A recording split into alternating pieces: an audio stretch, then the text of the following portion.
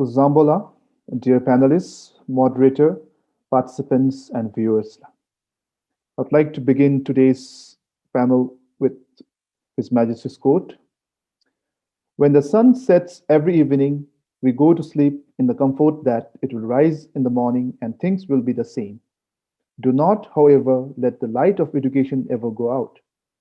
For if it should become dark, even for a moment, we will find that generations of our children will suffer its effect, and the light on a bright future for our nation will take decades to shine again. I unquote His Majesty the King. I would like to welcome all our panelists to the fourth panel of EduTALK. Thank you for your time and for your participation. So EduTalk started from drawing inspiration from the National Day address at the National Day celebrations in Punakha in 2020. Through EduTalk, V-TOB seeks to discuss the future of education through a series of conversations involving different stakeholders and people from all walks of life. A unique feature of this conversation is that the panelists will consist of individuals from all walks of life, from Bhutan as well as beyond. The initial set of conversations will provide the platform for voices from outside the current education system in Bhutan, this very platform or this very first series of EduTalk. They will be sharing their perspectives, their experiences, and their insights so that we look forward to a brighter education system or a better education system. We'll be looking forward to similar sessions with different panelists too. I would also like to make a humble submission here that we acknowledge the wonderful journey of modern education in Bhutan. We have achieved so much in so less time, and I would like to offer our gratitude to all our education families and their contribution to education in Bhutan. The whole conversation is divided into 7 themes, with each theme taking up one session from January 1 to 7. Panelists will share their expertise or experience in the Bhutanese education system, their current views and beliefs. It is expected that the final report with a set of recommendations will be compiled and submitted to the Ministry of Education and other relevant offices with a view to co-create an education system that is resilient, responsive, and flexible while serving the current needs in nation building. For your information, all the sessions will happen on Zoom and it will be recorded to be shared on official V-TOB social media. I would also like to present a disclaimer here. EduTalk Bhutan is a humble and voluntary initiative to look at education as a collective responsibility among citizens so that we come together to co-create, collaborate, consult, and inspire each other to gather forward. Thoughts and opinions expressed in the conversations are solely of the panelists and moderators and not necessarily of their employer, organization, committee, or other groups. Once again, I would like to reiterate the main aim. The main aim of these conversations is to get everyone to engage in something as important and critical as education so that we might take collective responsibility. With this, I would like to welcome our panelists and moderator for today. I'll start with welcoming our moderator. We have Ms. String Denker, who is the first woman travel blogger as well as vlogger, and she is a social media influencer. So welcome and thank you for accepting to moderate the session. From the panelists, we have Mr. Bishnu Bhakta Mishra, Education Officer in the Education section in UNICEF. Mr. Bishnu has been a teacher himself and has been associated with education. So welcome to the panel. We have Ms. Jampel Ishepaldin, a student, a popular actor, and a youth ambassador for 10 pages a day reading journey. So welcome. We have Mr. Karma L. Doji, the director and the proprietor of Pelkil School. He will be joining us a little bit late, so I would like to welcome Sir Karma too. Followed by, we have our young Mr. Karma Tashitendu, a student from ELC High School. So welcome to the panel. And we have Ms. Kitso Tenzin Wangchu, a sophomore of Waseda University in Tokyo. So I would like to welcome Kitso to the panel. Followed by, we have Mr. Sonam Wangchu, who is also working in UNICEF, and he is working as the Adolescent and Youth Participation Officer. So I would like to welcome Sir Sonam to the panel. We have Ms. Sonam Wongmudukpa, who is the director of Yuong Bhutan and Drukgyal Literature Festival, Bhutan Ikosla. So I would like to welcome Ms. Sonam to the panel. And the last, not the least, we have Mr. Tandin Dojila, a young entrepreneur, a founder and consultant of Druk Infinity Consulting, and the founder of eLayokla. We are all familiar with eLayokla. So he is the man behind eLayokla. Before I hand over the session to Sring Janka, I would like to make a house announcement. In any part of the conversation, do let us know if you don't wish to be quoted or recorded, so that we can take it out and so that we will omit it when we are doing the final video. So do let us know. And as the organizer, I would like to welcome you all once more, and I would like to thank you all for your time and participation, and best of luck. Over to Sring.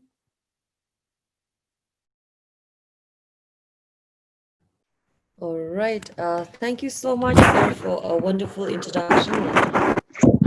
Good evening, everyone. Can you all hear me?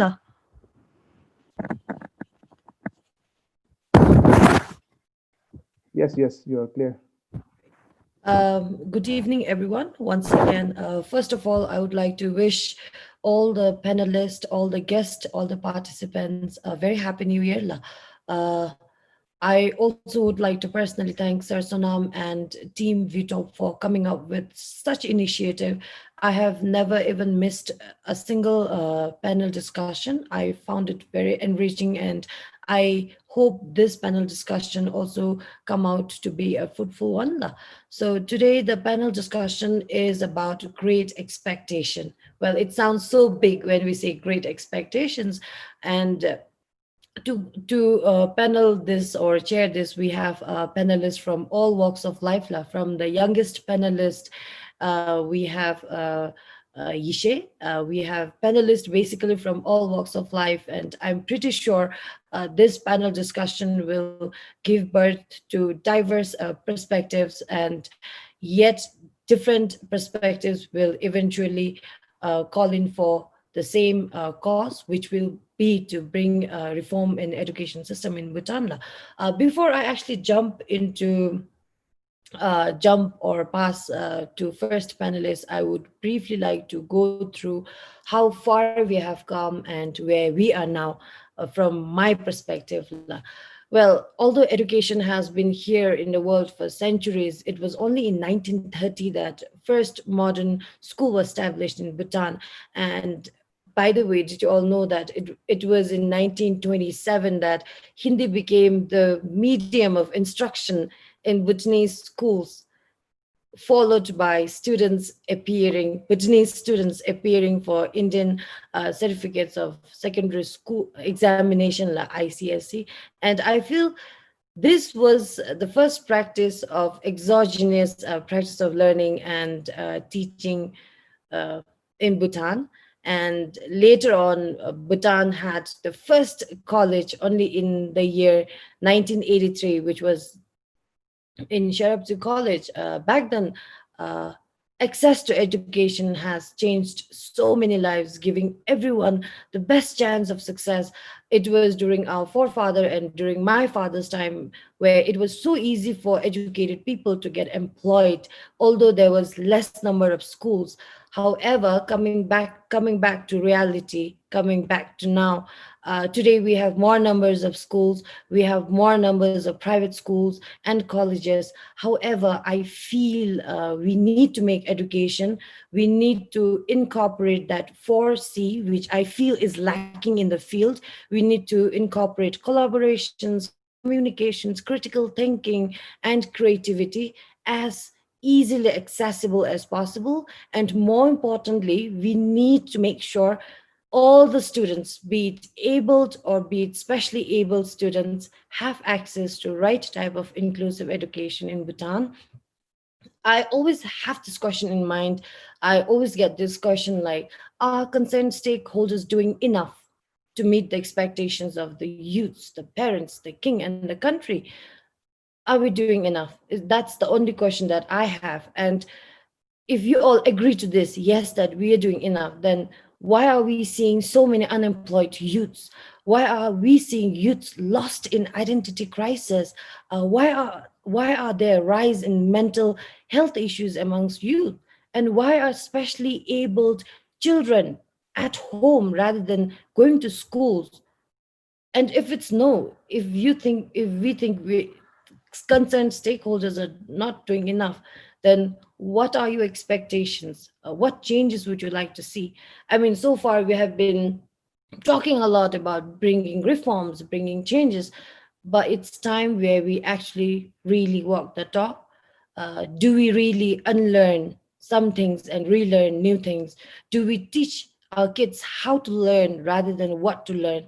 Do we embrace teaching centered techniques, teaching techniques, or the student oriented classroom settings?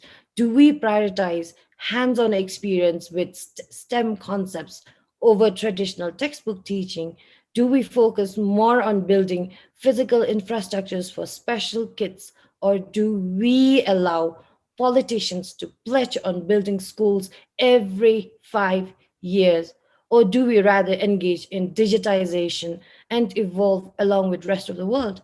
My question always is, do we create nation with more educated graduates, or do we create a skillful citizens to serve this nation? And just yesterday I was doing some survey on my Instagram account where 7,000 people responded to it, and more than 100 left comment. I asked the questions, what are the reforms that you'd like to see? And most of them commented on curriculum. They wanted Dzongkha to be improved. They wanted Bhutanese students to really root back to our mother tongue. They wanted market oriented education. They wanted parents wanted hands-on experience to be given to children. And what caught my attention yesterday was that one line which was very much comedy in nature, yet which made sense to me especially. uh, the person stated that, let's not educate 21st century kid with the 19th century syllabus. So with this statement, I would like to first welcome Mr. Vishnu Bakula to share your expertise on your expectations from this education system. Laszlo, thank you, Chering. Good afternoon, everybody. Good afternoon, panelists, participants. At the very onset, I would like to thank Sonam V-TOB for organizing this. I think education is everybody's business, and I think all of us need to give a serious thought to what the expectations are. So, as one of the older panelists, I'm very privileged to be with this group of some very young panelists. I graduated from Sharapche in 1993. Maybe some of you are not born. And I went to Samchi for a postgraduate, and I taught in Rugal High School for around 10 years. After that, I joined JICA and worked for 5 years. Then now with UNICEF around 12 years. So I have been constantly in education, watching as well as contributing. Therefore, it's a great privilege for me to be part of this discussion and discourse. So what I'm going to present to you today is two things. First of all, I will try and give my own thoughts on the expectations from society, from parents, from children. And in the second part of my presentation, I will touch a little bit on inclusive education, focusing on the education of children with disabilities. So with that, can I share my presentation? The host has disabled participant screen law. Can you allow me?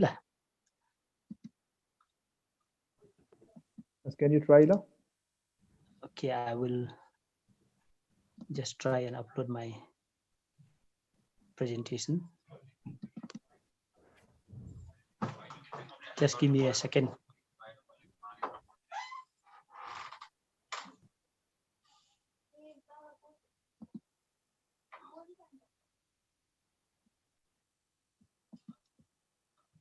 Has it uploaded? No. You have to go to screen share in the bottom. Yeah, that's what I'm trying. But sorry, technology is always.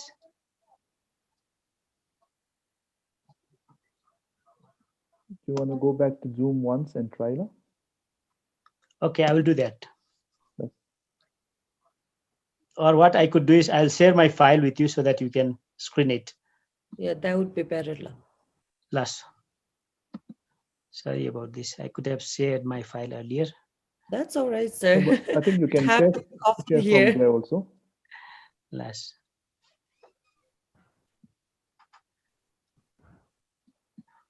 So keep chatting for a while. Sorry. So Tring can share when we are doing Yeah, the class okay. sharing. Are you sending Great. it Nice. to me in the email? Which You one is can, quicker? no, you can share it in WhatsApp also. It's fine. I can take it from there. Okay. Meanwhile, maybe I'll take the floor. Or you can give it to Jampel, the next one. Jumpel? Yeah. All right, Jumpel, are you there? Are you ready with your presentation? Yes, Yeah, maybe Laya. that will be Yeah, a good idea. Please give it to all right. Jampal and I will be. Let our youngest panelist do the honor. Jumpel is, I mean, we don't need to introduce her. She's very Thank you. present on screen. But then besides like being on screen, I admire Jumpel for how she carry out herself. Many people might know Jumpel as an actress, but then she's actually beauty with brains. Like I really like to quote that, beauty with brains. She is not only good in acting, but she's a topper in her school. She is ambassador to the 10 pages reading initiative. So Jumpel is as equally active in academics besides acting. So here you are, Jumpel. Please go ahead, share your expectation. What do you expect from this? Thank you very much, Ajin Dankar, for your flattering words, like always. Kusazangpal, everyone. My name is Champal Yishipaldan. I'm currently studying in 10th grade in Kanku Middle Secondary School, that is in Parola. I'd like to thank V-TOB for giving me this wonderful opportunity. So today I'll basically be sharing my own opinion and views, and I'll be also sharing my expectations and recommendations on the school system and the education system that we have in our country today. So I'd like to start off by sharing my personal views and my personal experience. I'm fortunate to have access to resources and opportunities that I needed to get this far. As we all know that information is now accessible all over the world, and anyone can just read about the history of Bhutan, or Google up a math equation or a chemical composition of a substance, all with just one cell phone, all within the blink of time, all thanks to technology. But let us not forget that there are numerous less fortunate students who are not able to adjust themselves to the new system, and remain at a disadvantage.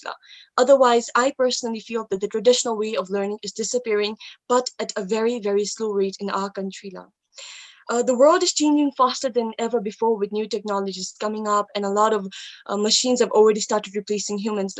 I personally feel that by the time my generation graduate, the knowledge and the skills that we acquire will not be enough, and will be very less relevant to the world around us, to our environment, if our curriculum and the system remains the same. Such trends, along with many complex and unpredicted issues, will continue to arise. And with our education system, with the teacher-centered method, great focused and curriculum-centric, I'm afraid cannot prepare our students for a long run in the future. So now with this, I will also like to share my recommendations and expectations in general, that is in regard with our teachers. I personally feel that investing on our teachers can emerge as a part of a far-reaching solution. Of course, the teachers' salaries have been reformed, but still I feel that there's very limited training programs for our teachers, which I personally feel could be the drive to the record high turnover rates in the profession. When I mention record high turnover rates in the profession, it's regarding the investment of adequate opportunities and adequate government funds for our educators to train them. Not many seem to be mindful when relating the term quality in education, but they fail to substantiate with a valid evidence when questioned. Many condemn teachers on not doing well, but I must say that the teachers should be and should remain as the core reason for this very concern. Teachers are the main architect who manufacture thousands of the future nation builders. A renowned Indian educationist, Safaya, has rightly pointed out that the child is like a clay in the hands of a teacher. His or her teaching skills, influence, character, dynamism, and his or her life force that turns them to be truly human, contributing their best to humanity. Books, educate a child. Books may teach a child, but a teacher educates them. Instead of condemning teachers, we expect that our teachers are given the right training that equips them with the best teaching skills and the strategies, best strategies to cope up with the changing demands that will keep on changing in the coming up days, in the coming up future, and in the coming up generations. I feel that the condition under which our teachers work, including the culture, the leadership, and the management of the school, should also be viewed seriously by the ministry, and also the development opportunities that the teachers avail themselves in their careers must also be viewed seriously. I think that if these critical aspects are taken care of, then the teacher quality in Bhutan will be enhanced tremendously, ultimately leading in shaping the minds of the youth, of the future nation builders in the right way, preparing them for the better future, for a better tomorrow, and as a better citizen of Bhutan. If I have a say on the assessment of the current education system that we have, while the conventional education system requires students to be assessed purely based on exam meritocracy, I feel that the time has now come for our leaders to focus on the other parts of intellect, such as curiosity and creativity, which are hard to evaluate, but students do better in life and in the real world situation in these aspects. Exam scores shouldn't be the sole determinant of the student's success. Instead, focus should also be shifted to classroom participation, projects, leadership and communication skills, social skills, and extracurricular activities and social services as well. Although we have come past many traditional ways of teaching and learning, there's still a lot more rectification that is needed to be done. Teacher-centered instruction method where students needed to learn what they were told and in a way they were told, and the rote learning have become the norms today.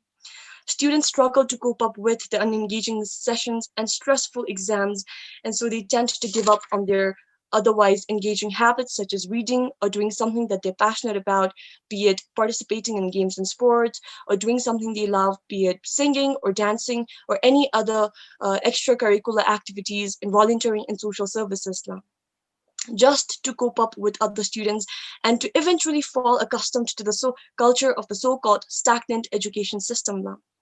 Our students, despite having some excellent academic achievements, possess very few useful skills, skills that are important for their life, to succeed in their life, and skills such as problem solving, decision making, critical thinking, and many more.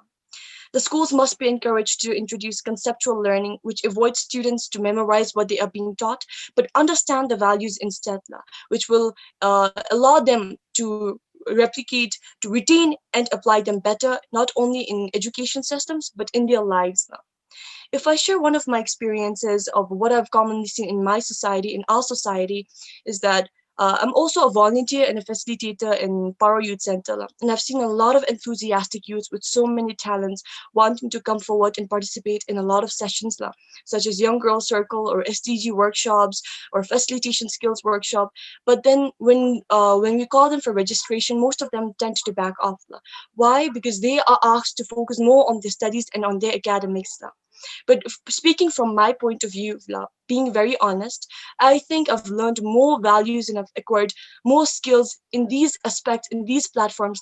I've got the opportunity to work with UNICEF, UNDP, BCMD, and I think I've gained more values and skills in these aspects than I have in the past 10 years of my education in school. So I think that notion has to be changed. Also, that I have a question: why don't we have such space? Why don't we have such sessions instilled in schools now?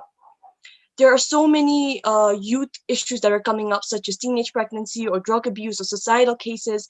But if we have value classes and more sessions instilled in schools like this one, I think we will be able to contribute a lot in drastically bringing down the youth issues. Values start at home, but not everyone has a safe home. So if their homes cannot be the place that they learn the right values, then I think the schools can be, or the schools should be, the second home for them, where they can open up and seek help, seek advices, and they can also educate themselves, not only with the textbook informations that they'll probably forget in like a few years, but with skills and life skills and education in their life that will help them in their life as a whole. In this way, I think we will be able to save a lot of youth from going into the wrong path. Can you all hear me?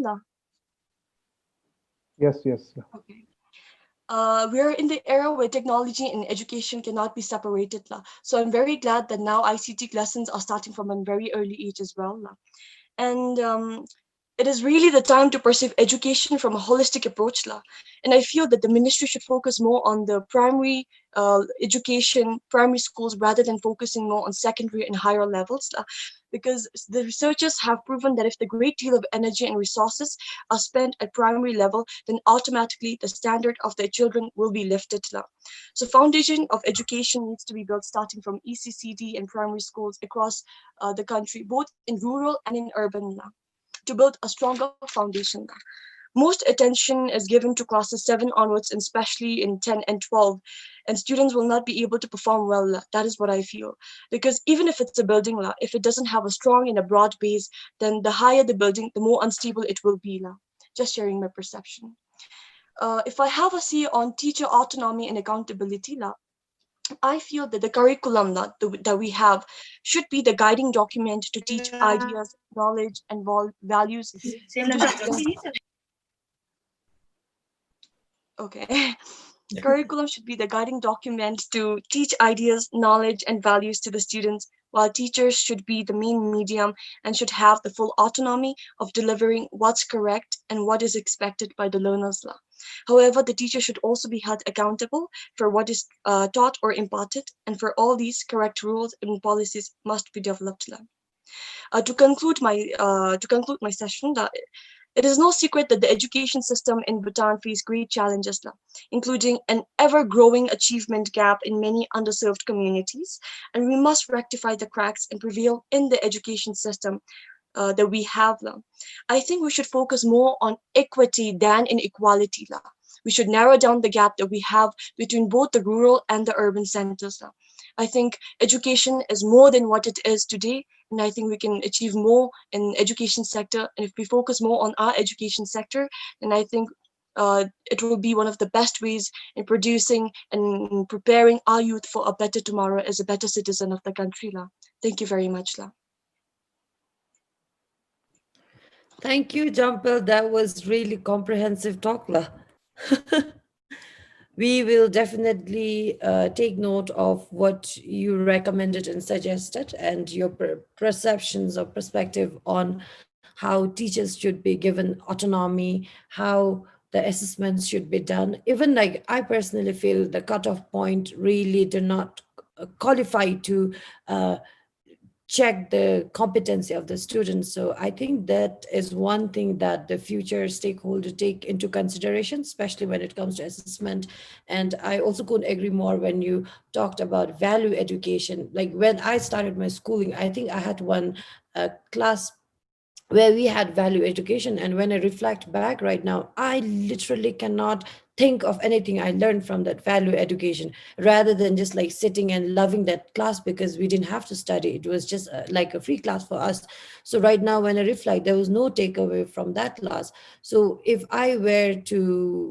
someone asks me, like, instead of value education, what would you want, I would rather choose to have financial literacy class, a media literacy class. I would love to have gastronomy or culinary experiences class, Exactly. and many more. So I feel our planners and whoever is in system should really take into consideration what Thank you very children much, want, Dank. yeah, rather than having it from top down. Mhm. Thank you, Jampel. We'll get back to Thank you you with very some other much. questions. And now we will go to Sir Bishnu. I'm not sure if his PowerPoint is ready yet. Sir Bishnu. Yeah, I have shared my PowerPoint, and I think Mr. Sonam has acknowledged that he received. If you can All right. kindly project it. Oh, sure. Mr. Vishnu, would you like to try it once yourself? Then, if it does not work, I can do it because it's ready with me also. Yeah, so somehow there is a problem from my side. Okay, I okay. think Then, Prasanna, you should It's, go yeah, with it. so because That's- sometimes the sync goes like, here you go. Can you see it, Sir Vishnu? yes, I can see that clearly. Thank you very much. Yes. Yes. So let me begin from where I stopped that time. This great expectations actually reminds me of PIP, the character created by Dickens in his novel Great Expectations, and how he expects to transform his life through his benefactor. And of course, his benefactor wants him to be educated, right? So, with that analogy, coming back to my presentation on today's Great Expectations, I think my argument would start with why not? If there are great expectations from society, from parents, from children, from everybody, my argument is why not? Yes, there has to be great expectations, because my first argument is Article 26 of the Universal Declaration of Human Rights declared education as a human right for all. So education is a human right for everybody, and from that point of view, our government signed the Convention of on the Rights of the Child in 1990. In 2010, they signed the UN Human Rights for Persons with Disabilities, and our Constitution mandates that education be provided free for at least up to the basic level, and higher education on basis of merit. So there are these normative frameworks where education is a right, and we all must expect high, or we must have great expectations from education. The second argument that I would like to present is education is a public good. It is, of course, funded through state fundings, taxes, public money, borrowing, grants. So we have to fix accountabilities. We have to fix accountabilities to parents, to teachers, to educational personnel, to the government of the day, to everybody, because we are spending money on education. And in Bhutan, we are so fortunate that government is providing free education. So the other day, I think RICBL Daso Karma mentioned about the returns for investment. And it's a very valid argument that if education is a public good, we must actually hold people accountable. And one of the ways of holding them accountable is by raising our expectations. Can you go to my next slide? The other view that I would like to present, other views that I would like to present are quality of education also is the main driver of socioeconomic development of any country. And with the quality education at the national and international level, it promotes both individual well-being as well as societal well-being. Education is the greatest driver for promotion of international cooperation, global security and peace. So if we do not raise our bar on quality education, then these things cannot be achieved. From the equity point of view, I would like to present that education is the greatest social equalizer. Today, I will give you my own example. I come from a very poverty-stricken rural family, and I am working in a very esteemed organization. Thanks to the free education that I received from the government of Bhutan, I could make it through tertiary, through higher education. How was this possible? This is possible because of education. So education actually bridges this gap between the haves and the have-nots. It's a greatest social equalizer. So if we do not raise our expectations from the education sector, then it will be wrong on our part. Next argument is education is a very powerful tool for the transformation of individuals, both from the point of view of livelihood as well as from the point of view of social self-actualization. The other day, I think it was Dr. Karmapunso who mentioned about education also helping us to attain the Buddhahood, the enlightenment, So if you are to self-actualize, it's education. And also if we are to raise ourselves from the pangs of poverty, then it is education that will provide us knowledge and skills to earn livelihood. Now, coming to some of the expectations, what are some of the expectations from society, from students, from parents? Students, as a parent, I expect my child to learn, and the learning should be useful, should be meaningful, should be relevant for him or her. That's my expectation as a parent. And like me, I think every parent expects that. Every child expects to learn in a meaningful manner, useful, that is going to be useful for them in their later life. Every child, when he or she goes to school, there is some opportunity cost involved. So opportunity cost is the cost of foregoing the next best alternative. If a child spends 8 hours in a day in a school system, and if that child was not sent to school for that 8 hours, what else could that child have done? He would have helped the parents at home. He would have worked in the farm. He would have gone to work. Of course, I'm using the word child very loosely. I'm not talking about child labor, but a person, when he or she commits to go to school for 7, 8 hours, he or she actually forgoes that many hours of time in doing something else. So if we don't expect much from the education system, then I think we will be losing resource in terms of time. Then from the society, from the parents, children are expected to be knowledgeable, to be skillful, as well as good human beings, as well as to be competent in a globalized world.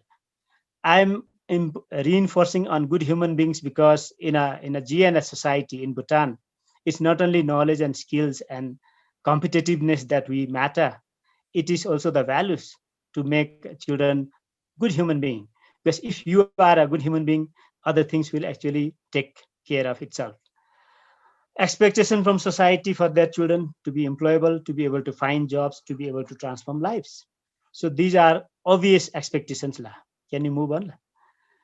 Then, of course, if you go at a national level, at a slightly higher level, society expects the graduates to be more productive citizens. The other day, on the first day, in terms of discussing the purpose of education, people did bring about the human resource element of education. Through education, our citizens become productive. Then in Bhutan, there is this famous, cliched usage of what education does for people. University graduates and school graduates, after they complete their education, they are expected to serve the Chawasum, the king, the country, and the people. And by doing that, they will not only be serving themselves, but they will also be contributing to the greater social equality. His Majesty's expectations from education system, and I think I need not mention this again and again because in the previous discussions, how this whole discussion emanated was from His Majesty's concern in repeated, National Day addresses, in convocations. Our His Majesty wants Bhutanese to be no less than anybody else in the world. His vision of Bhutanese education system, or his vision of Bhutanese educated, locally rooted, globally competent. So these are expectations that we have to respect. And let me end the expectation part with again reinforcing why not. These are all justifiable and these are all fair expectations. Can you go to next slide? Having assessed or examined a little bit of our expectations, the next thing then we have to look at is the reality check. What is the reality? Actually, the reality is slightly different. There are great expectations from society, parents, everybody. But when we talk about access to education, especially universal mass education, it comes at a price. And we can debate between quality versus quantity. Today, we are talking about more than 170,000 children going to school. You can imagine the size of a classroom. You can imagine whether a teacher is able to give individual attention to a child to be able to provide quality education. There are debates on basic education, numeracy, literacy versus vocational technical education and training. There are parental expectations, and these have to be vetted against the teacher competencies. Not everybody that is joining the teaching profession has joined by choice. Many of them have joined by chance for livelihood, for jobs. So it is totally one thing to be a teacher. It's totally another thing to be a job manager. So how many of our teachers in the system teach with passion, with compassion, and with that grit, with that hard work? And how many of them, of course, do manage their jobs? I'm not in a way trying to at all undermine the jobs of a teacher. I myself, I'm a trained teacher. But the reality is that they have a heavy workload, heavy academic workload, co-curricular workload. So how much individual attention then can they provide for quality education? So there are other reality checks. We have to check the curriculum vis-a-vis pedagogy, whether our curriculum is suited for a child-centered pedagogy, whether our pedagogy actually helps in assessing our children from what they are calling a competency-based assessment. Our Big C, they want to assess high-stake examination through competency-based assessment. But does our pedagogy facilitate that? Is our curriculum flexible enough for a child-centered pedagogy? Is the number of students that are managed by teacher, the input-output relationship? The resource is to student ratio in the school. Workforce entering the job market vis-a-vis the economic growth rate.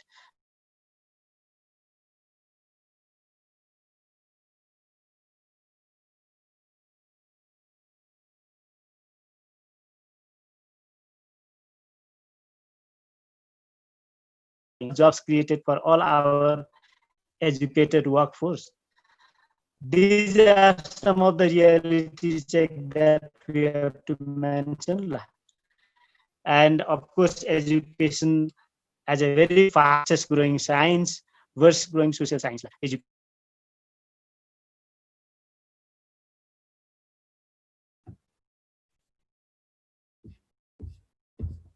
Oh, we're losing Sir Vishnu.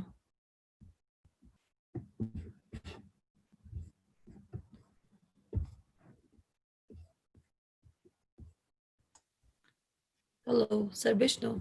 Yes. Sorry, there is a unstable internet connectivity, so sorry about that. Can you hear me, La? Yes, please go ahead.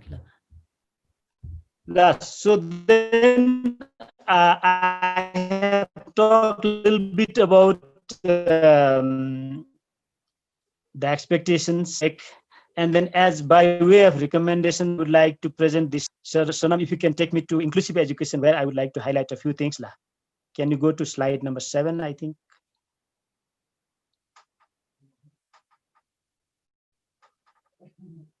Slightly below. One more slide down. One more slide down. Yeah, can you stop there? Thank you. So in this part of my presentation, I will try to quickly talk about inclusive education.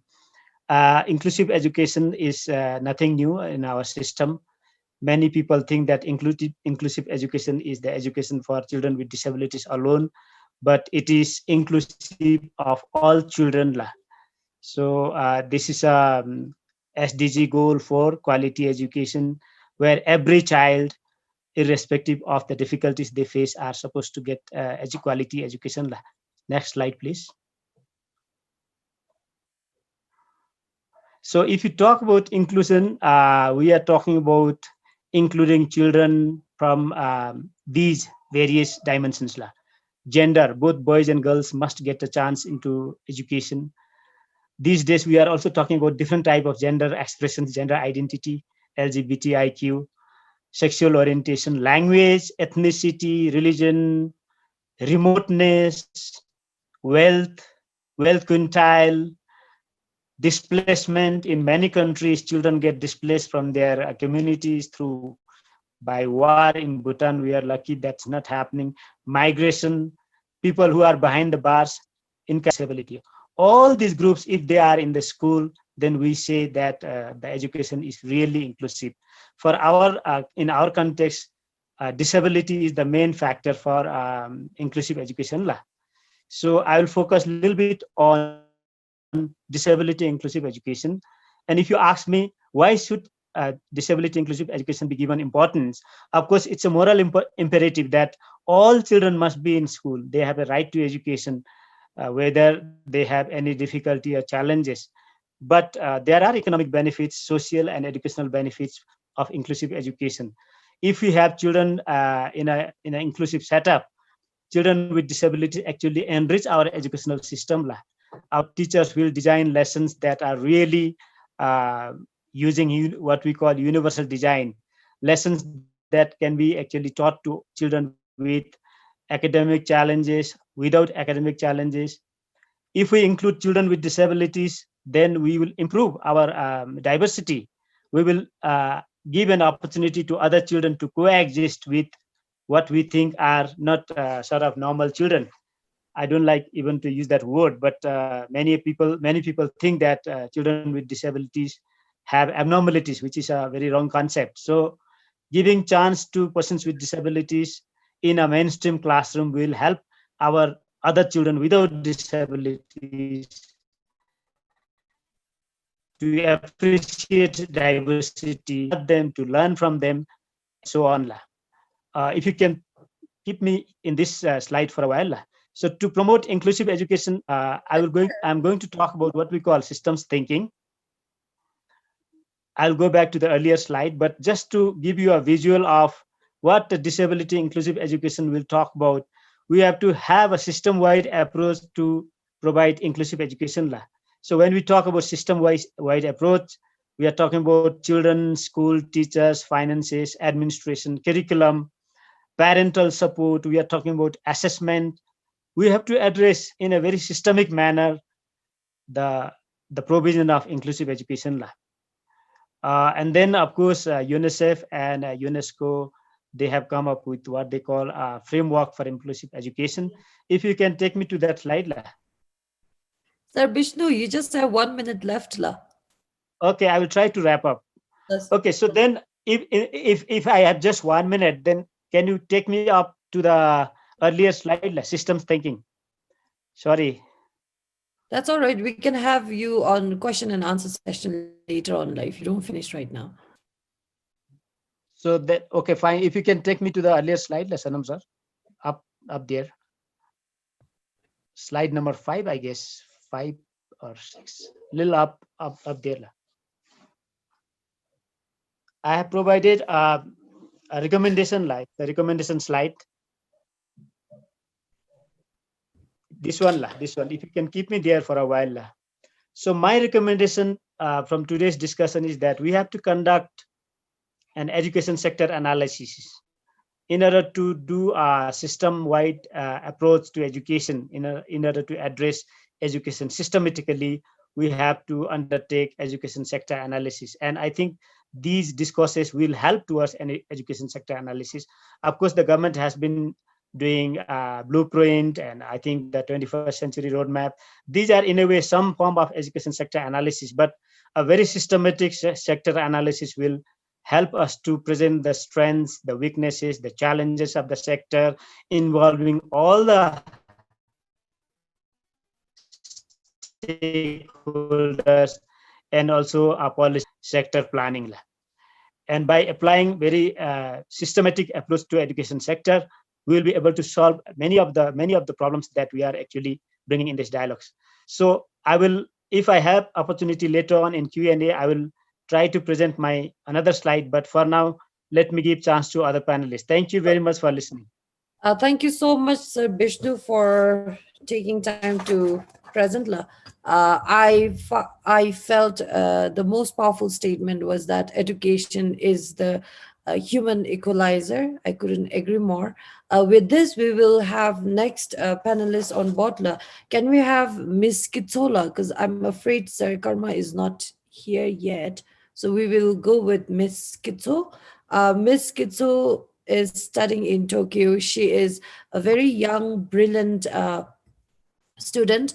If you all are not aware of what she's up to these days, she takes online trainings. She engages youths to engage on virtual learning. Like she organizes events, reading events, creative writing events online at the forum called 975. So we would like to have Kitso share about her expectations here on the floor. Kitso, can you hear me? Yes, I can. Thank you. Thank you for the introduction, La. Hello, La. I am Kitso. I am a second-year college student at Waseda University in Tokyo, Japan. I'm only in college right now, so my expectations for the Bhutanese education is influenced by my experiences in schools. Just for a bit of background, I studied in Bhutan until I was in class 4, and then I went to study in Sikkim, India at Taxi International School. I was there until I was in grade 10, and then I finished my high school from United World College, Isaac, Japan. I guess I'd like to start off by sharing about my experience as a high schooler at Isaac, Japan. Isaac is a fully residential international high school. We follow the IB curriculum. Now, IB, for those of you who have any experience with it, know that you have to hit the ground running. It is a lot of work. It challenges you in ways that you never thought could be challenged. And in most cases, you also end up in a lot of tears, but it prepares you really well for college. I give it that. Did I enjoy the IB? Well, I think that's questionable. However, I can say for a fact that I loved school. And when I share this with most people here, they find it amusing that I loved school, although I did not necessarily enjoy the IB. And in the beginning, I didn't quite understand where the confusion came from. But I think I've come to understand that here in Bhutan, there is a preconceived notion that only academically inclined kids enjoy school, because in order to enjoy school, you have to be succeeding academically. But for me at Isaac, academics was just one component of school. Isaac was about sharing my culture with others. It was about immersing myself in workshops, organizing events, and it was about me tapping into other human potential that did not have anything to do with my textbooks. And I can say that I learned the most outside of a classroom setting. In a similar way, I also feel that the roles of my teachers at Isaac were not confined to classrooms. Alongside being my subject teachers, they were my advisors and my mentors, people that I would constantly go to for advice and guidance. In a boarding school setting, you don't get to see your parents as often, so a lot of them also took on parental roles. At Isaac, I was given the tools and guidance I needed, but I was left on my own to explore my interest. So I think my first suggestion to schools or to the education reform is that we find our own ways to help students enjoy school more. I think that can be achieved if the indication of a student's success was not only the marks that they received on their final exam. I by no means think that this is an original idea. I think it's an idea that has been discussed for a while, and I hope that the education reform really takes this into consideration. One of my favorite memories from high school, this is still in Isaac, was when I was on this team that was producing the school's Lipped Up. Lipped Up, for those of you who are not familiar with, is a music video where you pretend to lip sing a song. And a lot of schools make such videos. My school didn't have one at that time. So me and a group of friends, we really wanted to make one for the school.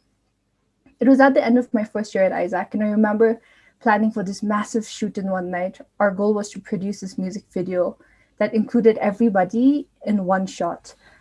And I think the reason I remember this event so vividly is because I was so nervous to be a part of this group. I think part of it was because I had to lead and direct an entire school, and I was doing it with my friends who were all juniors at that time.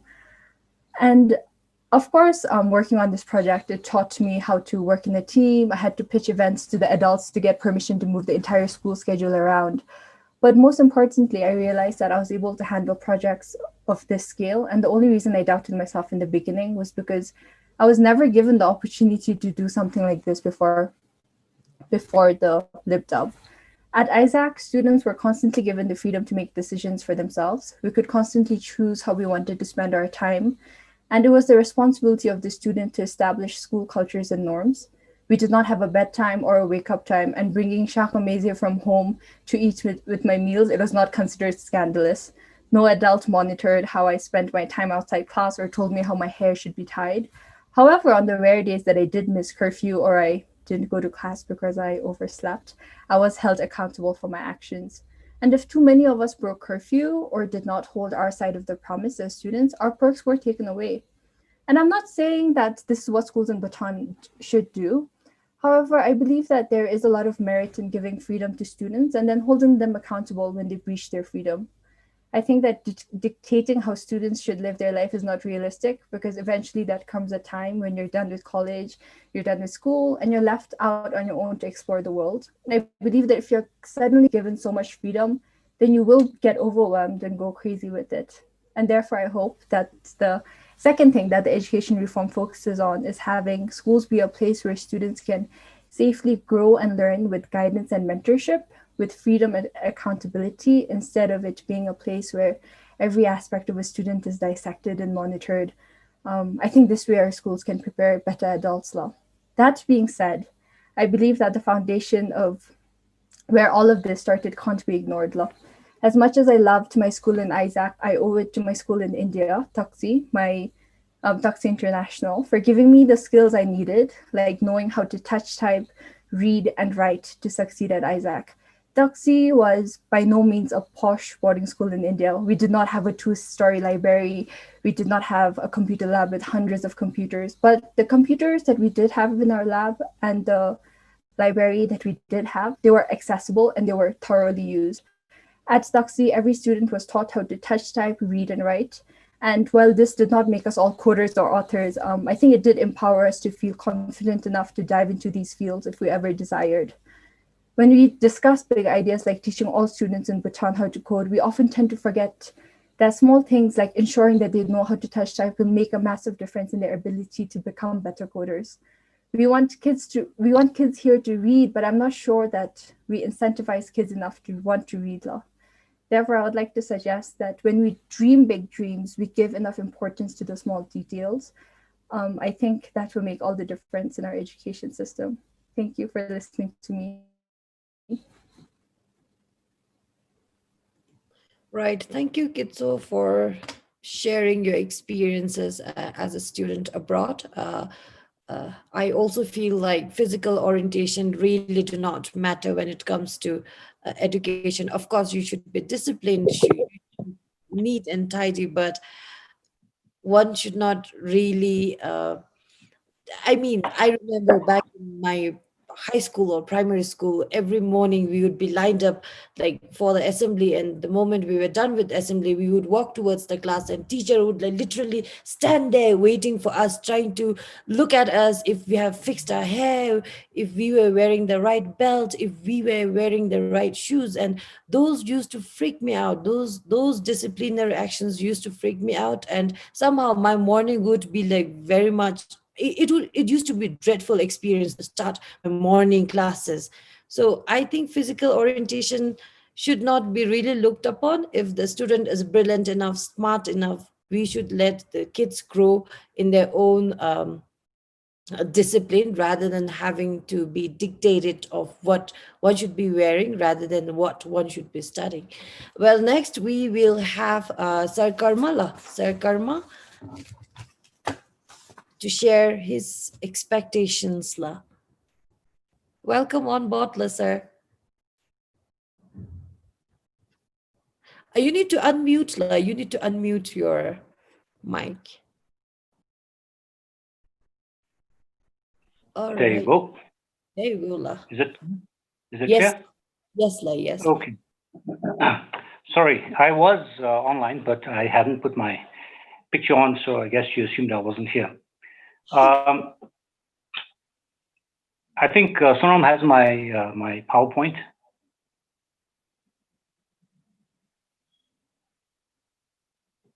Okay. So my presentation today is about quality of education, and it's about expectations. The panel title is Great Expectations, but I've been in education, first with the government and then in the private sector for a long time. And I've had to reduce that down to humble expectations, and that's what I'd like to share with you. My background is I've worked for 16 years in the Ministry of Education, and my responsibility those days was literally delivering the quantity of education. His Majesty mentioned that we have a problem today because we are dealing with quantity, not quality. And I think that's very true. But back in the day, we literally had a problem with quantity. Today, the gross enrollment ratio might be about 97%. But those days, it was probably about 50%, which means for every 2 students, 1 was not in school. So our job was to deliver capacity. Can you go back to the previous slide? Our job was to deliver quantity, classrooms, schools, furniture. And by the time we finished, I think we reached about 97%.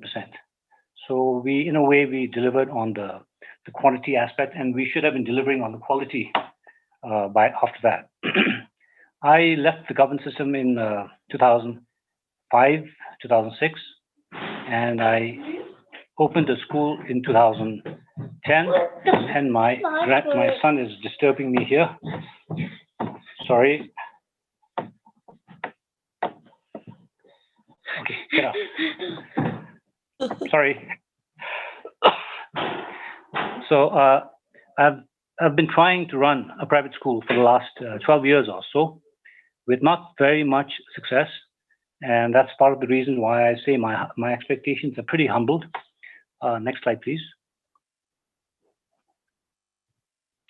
I think the first question, which His Majesty has very well answered for us, is about the quality of education. I think the quality of education is pretty bad and it's declining quite steadily. But with it, I think our assessment has also been declining, and so we don't really see where we are going. But I think it's very clear that the quality has declined. And I would like to share 3 examples to prove that to be the case. Next slide. So normally we use assessment for grade progression. So we have exams that then students pass or fail a class. But we rarely have a assessment for the system where we check how the quality of education is. And back in 2013, the Ministry of Education, I think it was Bixi then, that did the National Education Assessment. And they tested kids in grade 10 in a number of subjects. So on this slide, you can see their performance in English and mathematics. The kids, our class 10 kids could not score more than 34% in English. And in mathematics, if you look down, it is 38%, which was pretty bad. And I think should serve as a very big wake-up call. Should have served back then as a big wake-up call. Next slide. Then back in 2017, we took part in the PISA-D, which was a really good initiative.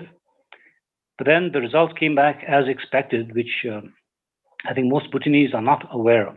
Next slide. So this is the PISA-D results for Bhutan. They had selected randomly about 3,900 or 4,000 students, and they sat for the PISA-style tests.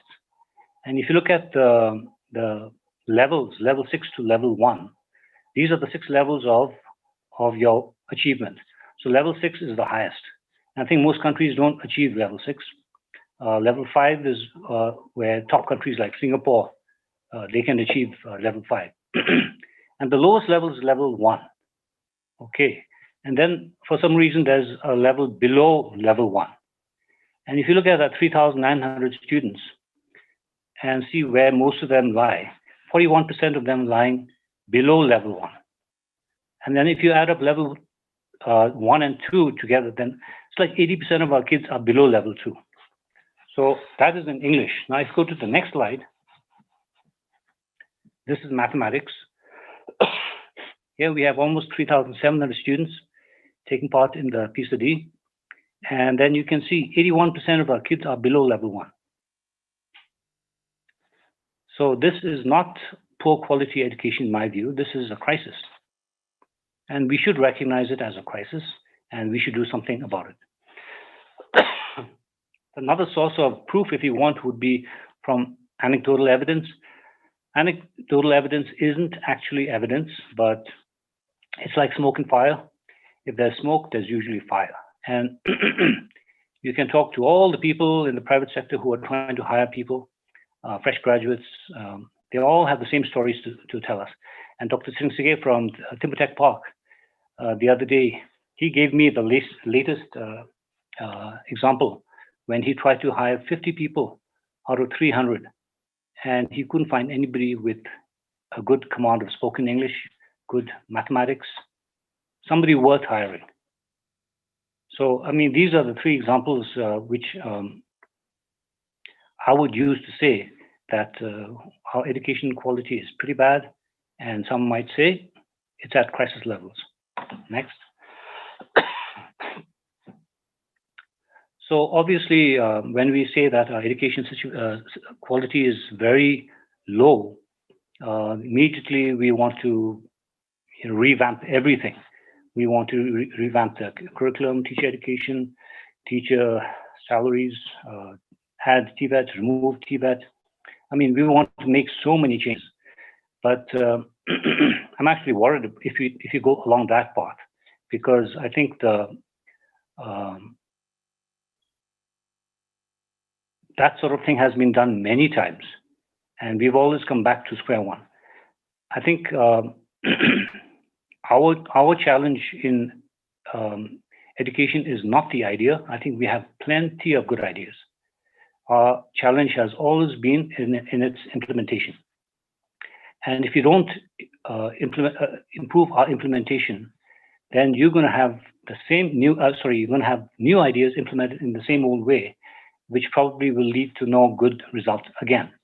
So whatever new ideas we get, I think we should address it in the area of implementation.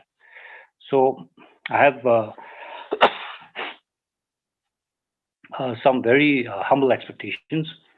The first is, of course, we need to improve accountability. I think the RCSC and the Ministry of Education and so many other agencies, we try so hard to create accountability in our system through our IWP, and now we have the Bhutan Professional Standards for teachers. But ultimately, you know, it's a lot of paperwork, and sadly, paperwork can be hacked. Okay, you can figure out how to fill up paperwork, and you can get good results without actually delivering good results on the field. So I think instead of a lot of paperwork, I think we need to improve assessment. Okay, assessment would be the best way to get good accountability in the system. Right now, assessment is done by BICSI. One part is done by BICSI, which is the organization for exams in Bhutan. But their recommendations are not always accepted by the Ministry of Education. And then we have the Education Monitoring Division, which is under the Ministry of Education. So they are part of the Ministry of Education. They assessing themselves is a little bit like asking the students to assess themselves, which we usually don't do. So I think we need an external assessment system. We should try to avoid continuous assessment, because continuous assessment is needed, but it's very easily abused. And the chart on the right side is an example. You can look at it in greater detail. And it's a continuous assessment is used to inflate grades and give us a wrong picture of actual student achievement. Then when we do assessment, we should not be floating in space with no reference. So when we have assessment, we must have an international reference point. So if we adopt an international standard of assessment, I think we will do ourselves a lot of good in the long term. Next slide. Okay, so the other thing I'd like to focus on is on decongestion of classrooms. I think a lot of people have said it in the chat that one of the biggest challenges facing teachers and their ability to deliver quality education is the size of the class. So the chart I'm showing you here is the Class 3 BICSI examination results of 2016. The results are shown Dzongkhag-wise, from Chuka all the way down to some Dzongkha, I think. And the yellow marks is Dzongkha, the red is mathematics, and blue is English. If you look at the average of all the results, you'll find that the average of the Dzongkhag school results is about 60%, about 59%. And if you look at the average of the private schools, which is on the second column from the right, it's about 75%. So we are talking about 15 to 20% difference in performance between the private schools and the government schools. And I think a lot of people would be asking, why is there a difference? And it's not easy to really pinpoint the actual cause of the difference. There could be many causes. But I think if you look at it in general, I think most of the public school teachers, they would point to one difference, which is that the private schools have about 20 kids per section, and the public schools have anywhere from 35, 40, 45. One year, I remember one school had 59 kids in class PP. Okay, so we're talking about really, really huge numbers. So if you want accountability in the system, you want teachers to perform well, and you want to hold them accountable, you have to give them a fighting chance to deliver. And for that, you do need to decongest the classrooms. And so this leads me to the second recommendation, which is to decongest the classrooms. Congestion has been caused actually by the government absorbing all the kids into the private school, into the public schools. So they congest the public schools and create quality problems. At the same time, they are kind of killing off the private schools because there's nobody left. Any child who is eligible to join Class PP is cleared out and put in public schools. So in a way, they are killing two birds with one stone. And unfortunately, both these birds are our birds. So I think the solution actually is to go the other way around. If you can share the students with the public schools. Right now, if you were to try to decongest the schools, the public schools, you're going to have a problem because you need to build many schools. And even if you have the budget to build those schools, it's going to take 5 to 10 years or longer to actually deliver. At this time, we have 170,000 students in our schools already. So what do we deliver to them if you're going to wait for 10 years to finish building those schools? So the answer is very simple, actually. We already have so much capacity among the private schools, which is being neglected by the ministry. There is some bias that education is free, it is guaranteed by the Constitution, and it must be given in the public schools and paid for by the public schools, by the government in the public schools. So there's no defined role for private schools, but actually private schools with their capacity actually are there offering a very good alternative right now. And I think one of the views is that if you were to give money to the private schools, it's actually against the law because we are spending money and paying it to a private party. But what we should understand is that free education in the government school is not free. Okay, we have a annual education budget of 12 billion, and if you divide that by 170,000 students, the government is paying 70,000 per year per student. Private schools are charging 30,000, 40,000, 45,000. So actually, private schools are not only available, but they're providing education quite competitively. And there would be a saving to the government if they were to send whatever excess students they have to the private schools. So this is actually a solution staring us in the face, but for some reason, it hasn't been adopted so far. If we were to do this, it would be a win-win solution. It would be, again, killing two birds with one stone, but in a good way. We would strengthen the private sector and we would strengthen quality in the public schools. Next. So that's my main presentation, because I was asked to talk about public-private partnership. I think public-private partnership is a legitimate model. It exists everywhere, and the possibility is staring us in the face. Why don't we adopt it? And the other recommendations, there are many to make actually, but you know, our schools are too constrained from the center. I think all schools require greater autonomy, and private schools require much more autonomy. We today are treated like another government school, and with all the regulations, we have become like another government school. But actually, private schools take no budget from the government. The students are paying themselves. So there should be opportunities for the private schools to take off and find their own way forward. In terms of the public schools, BICSI, which is the exam organization, the Office for Examinations in Bhutan, they have done a lot of research. I've been going through their research, and they have found there's many good findings, and they've made many good recommendations, but they are not very often implemented by the Ministry of Education.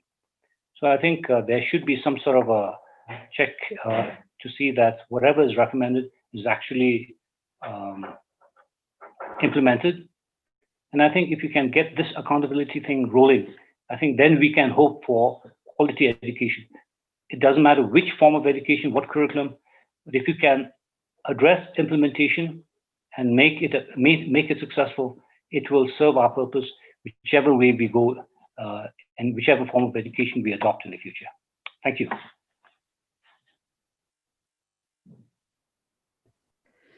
Thank you so much, Sir Karma, for bringing in all the details of challenges and expectations from the system. In the system, like, it was very comprehensive. The way you sort of shared how we should be actually going about with revamping the system by improving accountability. I felt it was very insightful, and I only hope that concerned stakeholders take into consideration all the good advices that Sir suggested. And what was more powerful was, I would like to re-quote Sir again. You mentioned our challenges has not been lack of ideas, but having so many ideas and poor implementation. And I think that was very powerful. At the same time, Sir, sharing your perspective from private and public partnership, what struck us was when you mentioned free is not free. So I think that's a huge takeaway from this session. Moving on, we will have Q&A session later on. Moving on, we will have Karma from ELC School. Karma, are you there? Karma Tashidandub is a student at ELC High School in Thimphu. Karma is a keen young boy with lot of passion drives me, passion and positive energy to work towards the better future. Karma, it's your floor. Thank you so much, Ajim Singdanka. Kuzambula, everyone. I'm Karma Tashidandub, student of ELC High School, Thimphu. Before I begin, I would like to thank all the panelists before me. I've learned a lot, and also to the organizers for including the youth in these kind of important matters, which at the end of the day, the benefactors are the youth ourselves. It is very heartwarming to know that the voices of the youth are also being taken into account, because the education system, as it says, it is in a crisis. So it is the right time to correct it. And today I would also like to focus more with the inclusiveness of digitalization in education, especially to the marginalized students across our country. So to begin, our world is not really a safe haven for everybody. There are underprivileged people here, and because of COVID, things just turned ugly. It's just not the children of the people who are unemployed, but most of the students' parents are also, they're not working in the offices, they're stationed in farms, and they're known as farmers, which implies that not every school-going children have devices, and they're suffering because their access and participation in education is greatly reduced, which brings to the concept of the importance of inclusiveness to the children from low-income family background. This inclusiveness is important because, and I'm not the one saying this, UNESCO said it in their last global education priority. They said that when students are admitted into schools, their education is a priority. And the question here is the royal government of Bhutan prioritizing education? And the answer is definitely yes, it is. Education is being prioritized here. Like, I would say education is free for most of us, at least until grade 12, you get free education. Teachers are really caring, which shows that education is prioritized here. So but even if it is being prioritized, I believe that we can do more in our education system. So from one of the many issues in inclusiveness, I thought I would talk about digitalizing. So inclusiveness in digitalizing. So the issues which comes with inclusiveness in digitalizing, and digitalizing like the education system, like introducing technology in education is very innovative and visionary, but but then like it is visionary. Like my brother, who is like 7-year-old Kinduk Jamyang, he uses his mobile phone to like play Minecraft with it and do homework with it. And I, Karmatashi, 17-year-old kid, I use my phone for my academic research purposes, which shows that without digitalization, me and my brother won't be able to do these kind of things in Babala. So like, even if I have the like ability, the access to these, it is not yet inclusive for, it is not yet an inclusive approach for like some of my friends who are not very lucky. With this COVID pandemic, we have learned like a lot of new words, starting from pandemic, which is basic. We hear it every day nowadays, which this is a new word, honestly, like for almost all of us. And then also like Zoom conference, Google Meet, everything is new. The world has shifted into being a virtual center. Like everything which we used to do physically, face to face, are now being substituted by online video calls, especially like our conference, like the very conference we're having right now. However, I don't know how, like, I'm going to be representing my other inclusive friends when I've chosen this, which is something they can't even watch. Though this is a breakthrough in education, I think careful consideration must be put by the government, schools, and institutions, like to check if children from low-income family can access and participate through technological wonders. And this depends, and this also depends on the birth lottery. So like birth lottery is something, it is a lottery. A new child can win this lottery by either being born into a rich family or either being born into a family with very low income. So like, I'm not trying to say that, I'm not trying to say just because you're born into the rich family, you would be able to achieve everything in life. I'm just trying to say, if you're born into the rich family, you have the leverage in whatever you do. You have it's like a spring behind you. It just pushes you into like whatever you're doing. So because of this, it is high time that we actually focus now more than ever to the ones who are born into the low income family. I'm also talking about this issues of inclusiveness and digitalization, since it seems that the Bhutanese education system is now trying to move into a digitalized one instead of face-to-face and thing. That's why I thought it would be very important to talk about this. So like, finally, I have like what I've spoken about today is like just my personal feelings. And I also have the feeling that mobile phones aren't just a luxury, accessory nowadays. It is a basic necessity to like everyone, to like especially students, to gain education. So it is my great expectations to all the esteemed policy members to take the problem of inclusion when introducing education through digitalization or technology into proper consideration. And I guess that's it for today. If you have any questions, like, thank you so much. All right, Karma, we will get back to questions with question to you later on after we are done with all the panel discussion. But what Karma said, I'm basically agreeing to whatever the panelist is sharing here. I truly believe that nowadays mobile phone is not a luxury; it is basic necessity. I think COVID was a very good game changer for all the Bhutanese people.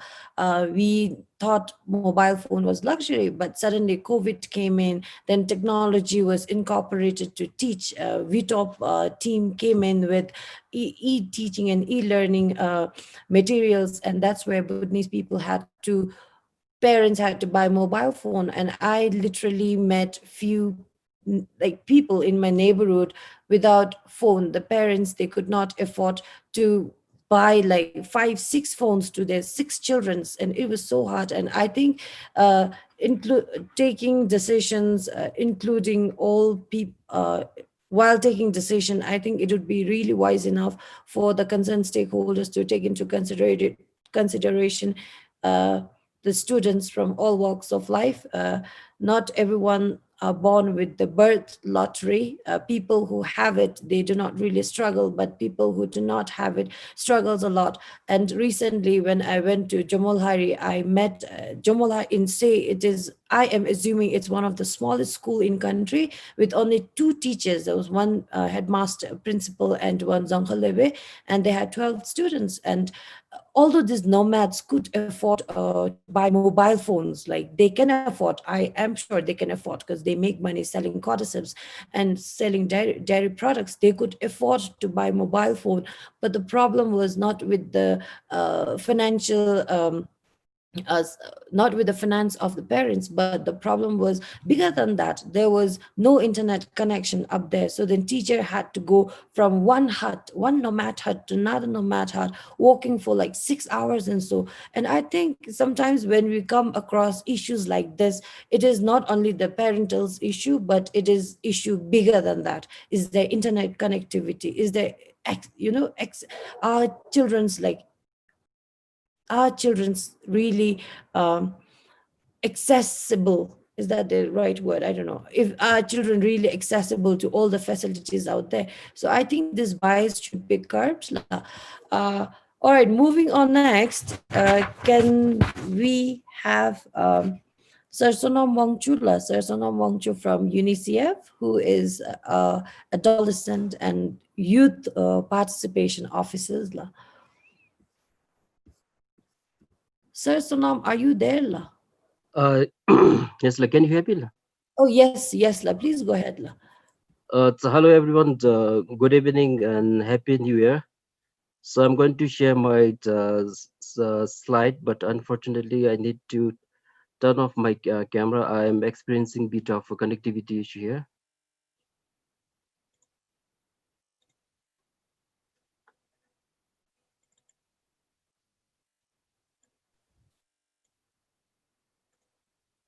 So can you see my presentation? Yes, yes, sir.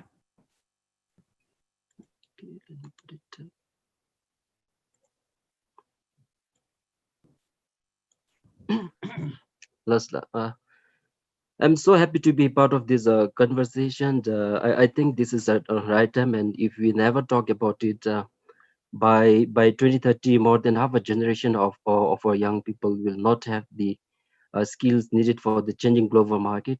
So I would like to thank V-TOB for this opportunity. And just to introduce myself, I'm Solomon Chur. I was in teaching for 8 years, but now I work for UNICEF Bhutan. I look after youth engagement program, and I work with lots of volunteers, young people, diverse youth groups, including national partners and NGOs. Uh, I must admit that I'm not an expert in any subject, and whatever I share today, so it's going to be my own view and doesn't represent my organization's view. So I'm going to start with the demography of young people. If you look at the population of our country, around 29% of our population are between 10 to 24. So out of which around a third of our population is between 13 to 24. So while it's critical for us to harness this demographic dividend, so it also calls for strategic investment in young people. Apart from investing in education and health sectors, we haven't invested a lot, especially on building the skills of young people, empowering them and promoting civic engagement and participation. Uh, so my okay. So next, and other thing. So I'm going to talk about. Okay, I'm just experiencing. So okay, let me also talk about expectation, dreams, and aspirations, including reality of our young people. So young people are considered as a change, considered as a change makers by everyone, but also it isn't easy to be a young people in this 21st century. They face lots of challenges growing up in a fast changing world, very different to the one that their parents grew up in. In most cases, parents decide what their children should be in the future and do not really value their children's interests. So this in turn puts a lot of pressure on young people. I remember when I was in teacher, I remember some of parents actually pushing their sons and daughters to take commerce and science, and then later on the children had to switch over to arts and other thing. In terms of the worries, everyone is so concerned, concerned about the qualities of education. But I think we have not really contributed much in the past, and I hope this conversation would be an entry point to join the global race. It's good to talk about curriculum, but more important is also to reflect on kind of facilities that we have in schools, including support mechanism to our teachers and students. The ideas of digitalizing every school and giving a tablet to every student in the future is a great initiative, but I think it should not be based on the short intervention. If you really want to transform our education system, we would need to promote our level of engagement with young people, teachers, and the ones who are working in the field, including monastic institutions. So I think when we actually plan a program for the young people, most of the time we tend to exclude our young people who are in monastic institutions. So we also need to be mindful about reaching to them. And so right now the big talk is about limited resources, 21st century skills, unemployment, digital skill versus digital divide. One of the panelists, I truly agree with one of the panelists.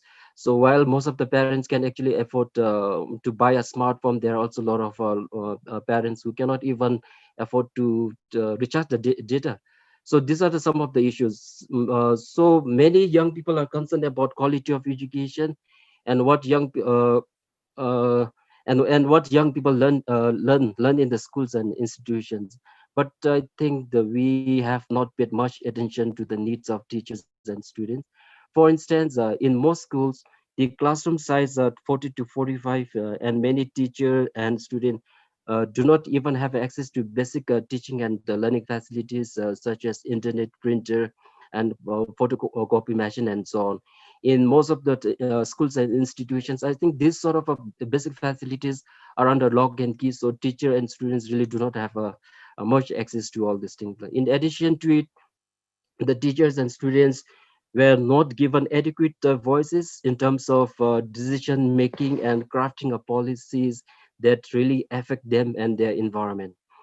The skilling program in our system focuses more on large beneficiaries, but not on what young people really wants to learn. And the worst thing is our current schooling system and job markets are not really connected well. And if this trend continue, majority of our graduates will not have required skills for the jobs by 2030.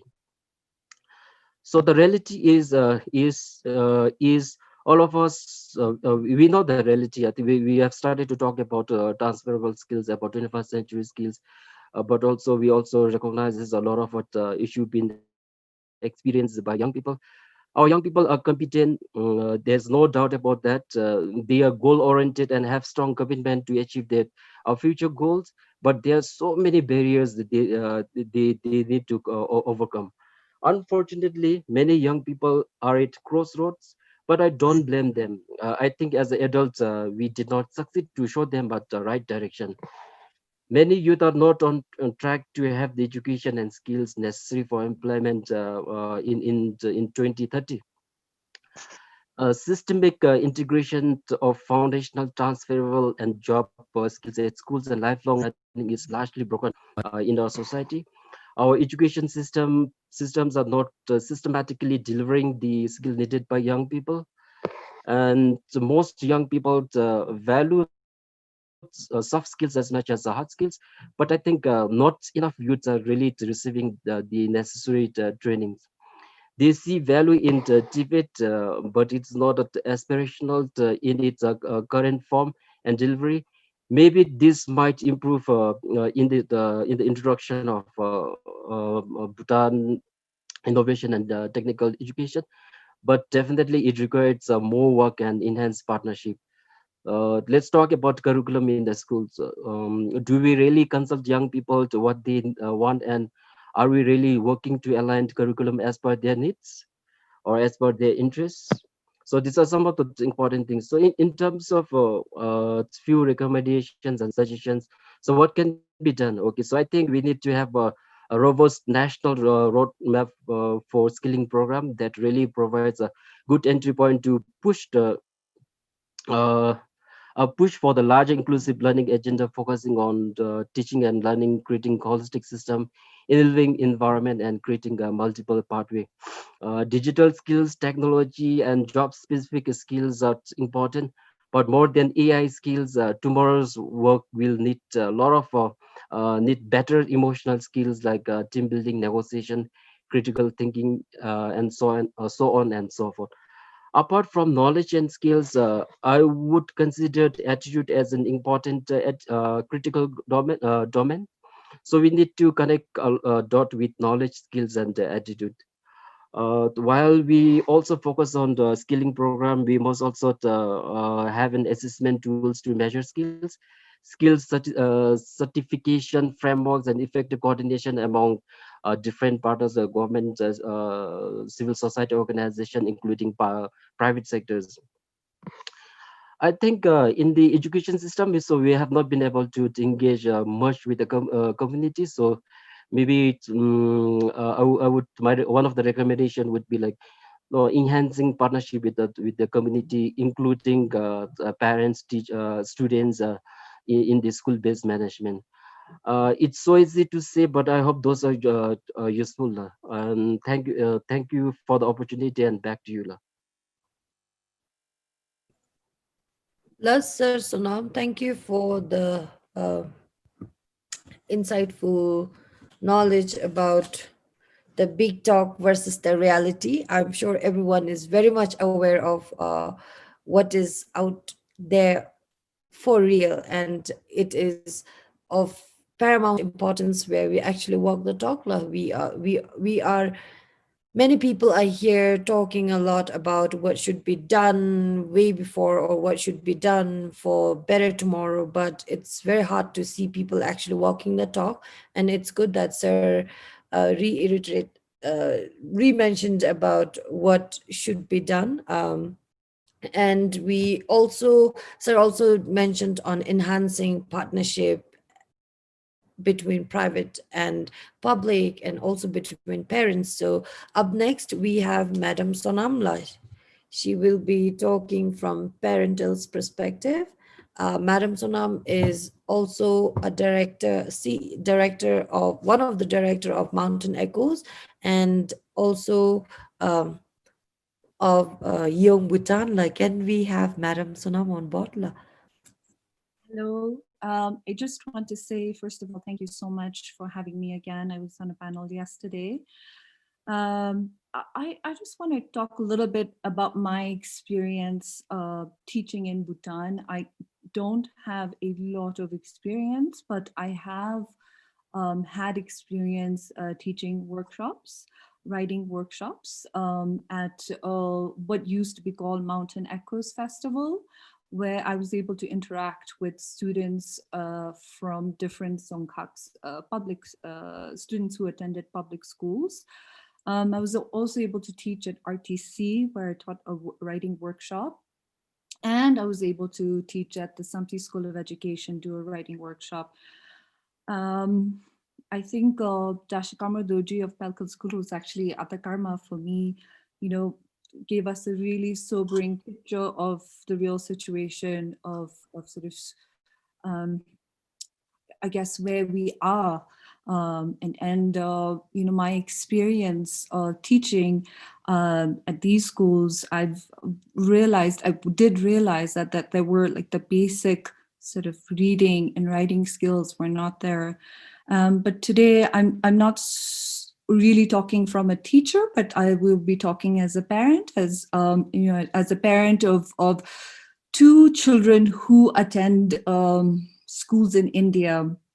So I'll just be talking about sort of my anecdotal experiences. But before I do that, I just want to say that, we as parents are the first teachers of our children. They learn from us values. Of the value systems come from us parents. They learn socializing skills from us. And I think it's really important as parents, when we can and if we can, to teach our children how to read at home. I think it's really critical to read to our children. I think a lot of us who are here on this panel and maybe not on this panel as well, grew up with parents who didn't really teach us, who didn't read to us. But now, as educated individuals, we need to realize how important it is to read to your children at night, and that's where the love of reading comes. I think that's the first step as parents that I would recommend. I think what was really sobering, I was actually going to say that technology or internet, and we spoke a lot about how education is the equalizer. I think, the technology and internet can be an equalizer as well. But of course, we have to work on connectivity issues. But if that is possible, I feel that the internet, being the source of resource and the source of so many amazing books, that is where as well parents can go, where children can go to read. And if that's not there, I feel it's really important to institute a public library, a community library in the rural areas, so that children can access books. Okay, so now I'm going to just talk from the perspective of a parent of two students who attend an international school in India. So my children go to a school in a city. And I think coming from Bhutan, where, we have a lot of trees, we have sort of people, I feel one thing that's here is that children are in touch with nature, which a lot of schools don't have in the cities. So I was really alarmed at the fact that, my children didn't have this connection to nature. Not only me, but there were other parents as well who were teachers themselves, who were really concerned about that. So what we did as a parent was we created a group called Greener Pastures, really working on sustainability issues. And I thought it was really interesting when Sir Michael Rutland yesterday made a comment about how can we teach sustainability if, parents don't even understand that. What is really interesting is that I'm on the other spectrum, where in India we have a lot of wealthy parents attending, well, children of a lot of wealthy parents, and parents who are wealthy but who don't really practice sustainability at home. I think it's the opposite spectrum, where they have a lot of money, so they're spending a lot, but they're also equally creating a lot of trash. They're not really conscious about use of plastic, even though they're highly educated. I think my response to that would be that really the children are sort of the change makers. And I think someone already brought that up. And I truly believe that, because that is what we went with, the idea that children can be sort of the people who will teach the parents, the very wealthy parents, sustainability. So as volunteers, we went to school. The school was really open about letting us do a 10-week farm to table program, where we would, have kids on a piece of plot of land, which was just behind school, that had nothing, that had no plants, and grow trees. So we had them grow trees, we had them plant seeds, and for 10 weeks, they observed the life of this little seed become a plant. And at the end of 10 weeks, we had them actually cut the plants and then make food with it.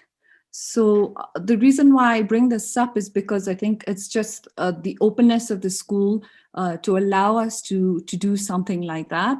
The power of parents to volunteer and to really also help in sort of areas where maybe the school is unable to, and not able to because of tremendous workload. And I think that's a huge issue here, as we've already heard, is that, that teachers are unable, because they do have an excessive workload. So I think really parents can come in as volunteers and fill in the missing gap. So these are my recommendations, okay? Because I think parents need and should become part of the fabric of the school where it's possible. And I think I can see this happening at private schools here. And I think to a large part, it's happening at ELC, from what I understand, the Early Learning Center. The parents are involved in certain aspects. There are three ways I feel the parents can be involved. But I think it has to come from the school. It has to be woven into the fabric of the school. One is to create a parents' school association. And that can be a formal association where we have parents who are volunteers to, again, as I said before, to lighten the burden for teachers and not to really be the threat for teachers, because I think a lot of teachers would fear that parents could come in and, try to interfere with the sort of curriculum and the education. So I'm not really looking from that perspective, but really fill in the gaps, such as they could help with events, they could help with maybe setting up volunteer associations to maybe do a book drive for the community. They could help with sort of helping the animals. So these are sort of volunteer groups that can be created via this parent school association. I think I also feel that, we have a lot of talented parents with skills that could come in as volunteers to, coach, because I think a lot of parents are super involved, want to be involved, and they have, coaching for, say, soccer or basketball. Another thing that really worked at our school, which was really interesting, and I don't know if it's really far-fetched now for Bhutan, but parents are elected on the board for the board of the school. So we have parents who are involved, and these are parents who are highly skilled and who are actually working parents. I think some of you will say, okay, where is the time, for parents to be involved if they have a 9-to-5 jobs? But, from my experience, I have seen parents who are sort of highly skilled, people who are running companies, and perhaps they don't need to be running companies, but people who are working in banks here, for example, who can really be involved with just the finances. And again, I'm talking about, I guess, private institution, but from a financial perspective, help with the finances of the school. Second, if it's a public school, we have committees such as buildings and works. And so you have actually parents who have these skills, like, skills of how to run a building, how to make it safe, how to have it be standardized. So we have those committees as well.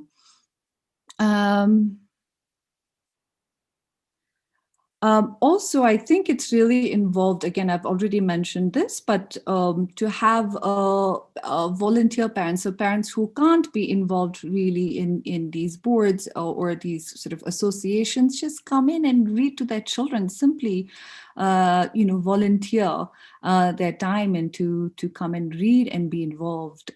So those really are my basic recommendations that, I think I think when we talk about the school system, we often forget parents and the fact that there are, professionals involved and, can be volunteers and can provide resource and support to schools. Thank you.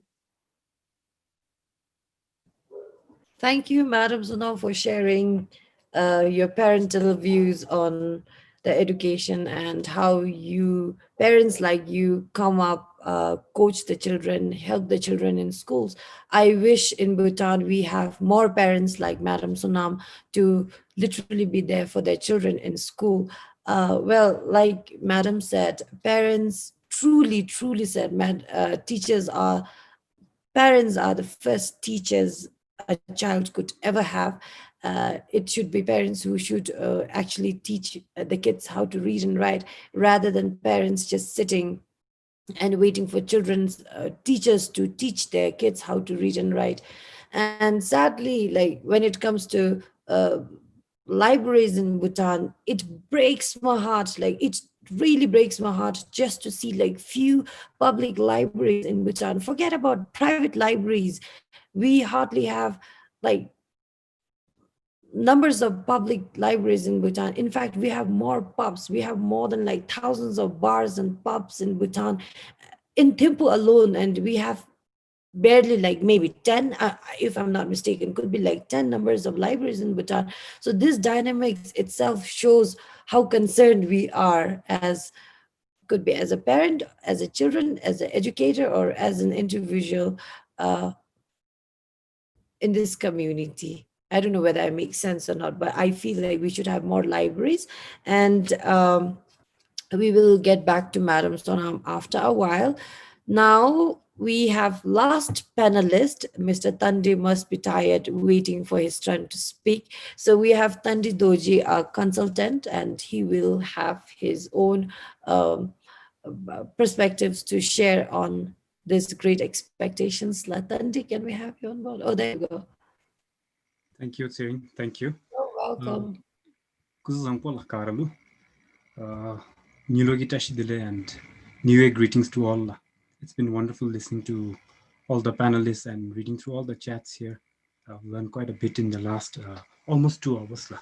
I'm Tanin Dojila, an entrepreneur and an aspiring technologist. I would like to start with the disclaimer that I'm not an expert in education, although I feel quite passionate about education, and I have come to realize that education is ultimately the one thing that needs to be improved if you want to see improvement in any other things. I'm not an expert in education, so I'll be just sharing my thoughts, which I've discussed with my friends and family over the last few days and actually over the last few years, and would like to share that. Basically 3 points that I would like to share.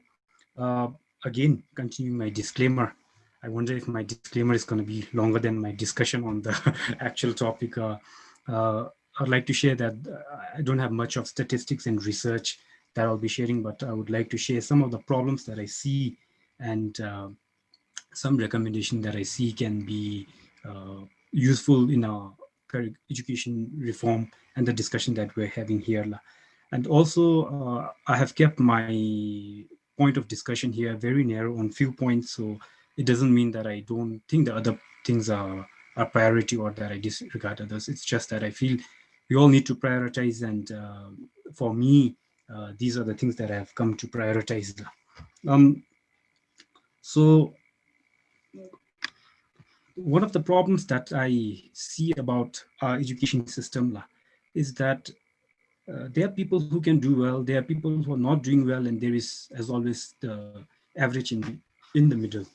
And the problem I see with our system or our country or the education per se is that our average is quite low. And although I haven't prepared any statistics, one of our panelists earlier showed our scores in the PISA D test, and then it just goes to show that we are not really doing well as compared to others. And even from a very, not a relative point of view, but from a very, even if we don't compare with others, I can already see that our standards are not good. And this I know because for the last 4 years, I've been involved in guiding our graduates prepare for their RCSE exams, especially the preliminary exam, and then seeing graduates there who have supposedly went through 15 to 16 years of education, basically not being able to construct a proper sentence in Dzongkha and English. And then graduates who are not able to do basic unitary method. For example, let's say we have 10 pens that cost something, and then what's the cost of 1 pen? Some things as simple as this one, and more relevantly on percentages. Let's say something cost 500 Newton today, and then next year it cost 550, what is the inflation? So our graduates are not even able to do certain simple maths like this. And it's not just limited to maths. It applies to the literacy part as well, for both languages that we consider important, Dzongkha and English equally alike. And at this point, I think we also have additional important thing. Numeracy and literacy are important, but at the same time, we also see an emerging new theme, and that is technology literacy. Again, I'm not very sure about the statistics. I definitely did a screenshot of that, but I couldn't find it in my phone. Last time during the National Day, uh, in preparation for the National Day, there was the lottery, right? And then people were supposed to scan the QR code 2 times. And to my surprise, the National Day Lottery Committee, what they posted on their Facebook was that an overwhelming 40 to 60% of the people did not scan the second QR code. And that just goes to show how ready our people are when it comes to technology in Bela. It's just as easy as scanning 2 QR codes on our TV. 40 or 60% of our people fail in doing that. So as much as we talk about the emerging technologies that we want to bring into our country, as much as we talk about transforming our education into a world-class system, as much as we have all these lofty ideals, which I think are all good, we also have to be aware of our reality of having a very low average CCTV. So the problem is this, and then as a sort of a remedy for this problem, the problems would be solved if few of my expectations that would be a reality someday. So as part of preparation for this talk, I discussed with my cousins on what their aspiration or expectation is out of the education system, and they are quite blank, and they're like, they don't really have much. And my aunt was just joking to me saying, oh, they would love to have more holidays. So in a way, the fact that our children do not know what they want is also a testimony that we are probably failing in providing them the right kind of education session. So my expectation from the education system is there are basically 3 points that I think are important that our education system should be able to address going forward. Firstly, I think our education system should be able to teach our children. Now, with the education system, I don't really mean the schools. It could extend to family and all the education, all the avenues where we can get education. But I think one of the important things we should be able to teach our children is the importance of cultural, spiritual values, knowledge, and psychological and emotional skills. And this ties back to what one of my high school principal told us back then. She told me, and I remember very, very vividly, that academics and the marks that you get is like a ticket. You need it to get into the bus, but how well your journey actually happens depend on the kind of person you are, your attitudes and values and your beliefs and characters. So I think the first thing we need to take care through our education system is imparting our cultural and spiritual values along with the emotional and psychological skills that we need to cope up in this world. And that's important because we spent our young age in school, and really looking at it, we spend a lot of our waking days in the school. You come home, you do a little bit of homework, play around, and then it's time to sleep. But then you spend most of your time in your school. So if the system is going to be that way, where we spend a lot of our time in school, then that has to happen. This education should happen at school and at home. Next, our education system should be able to impart basic literacy, numeracy, and IT skills.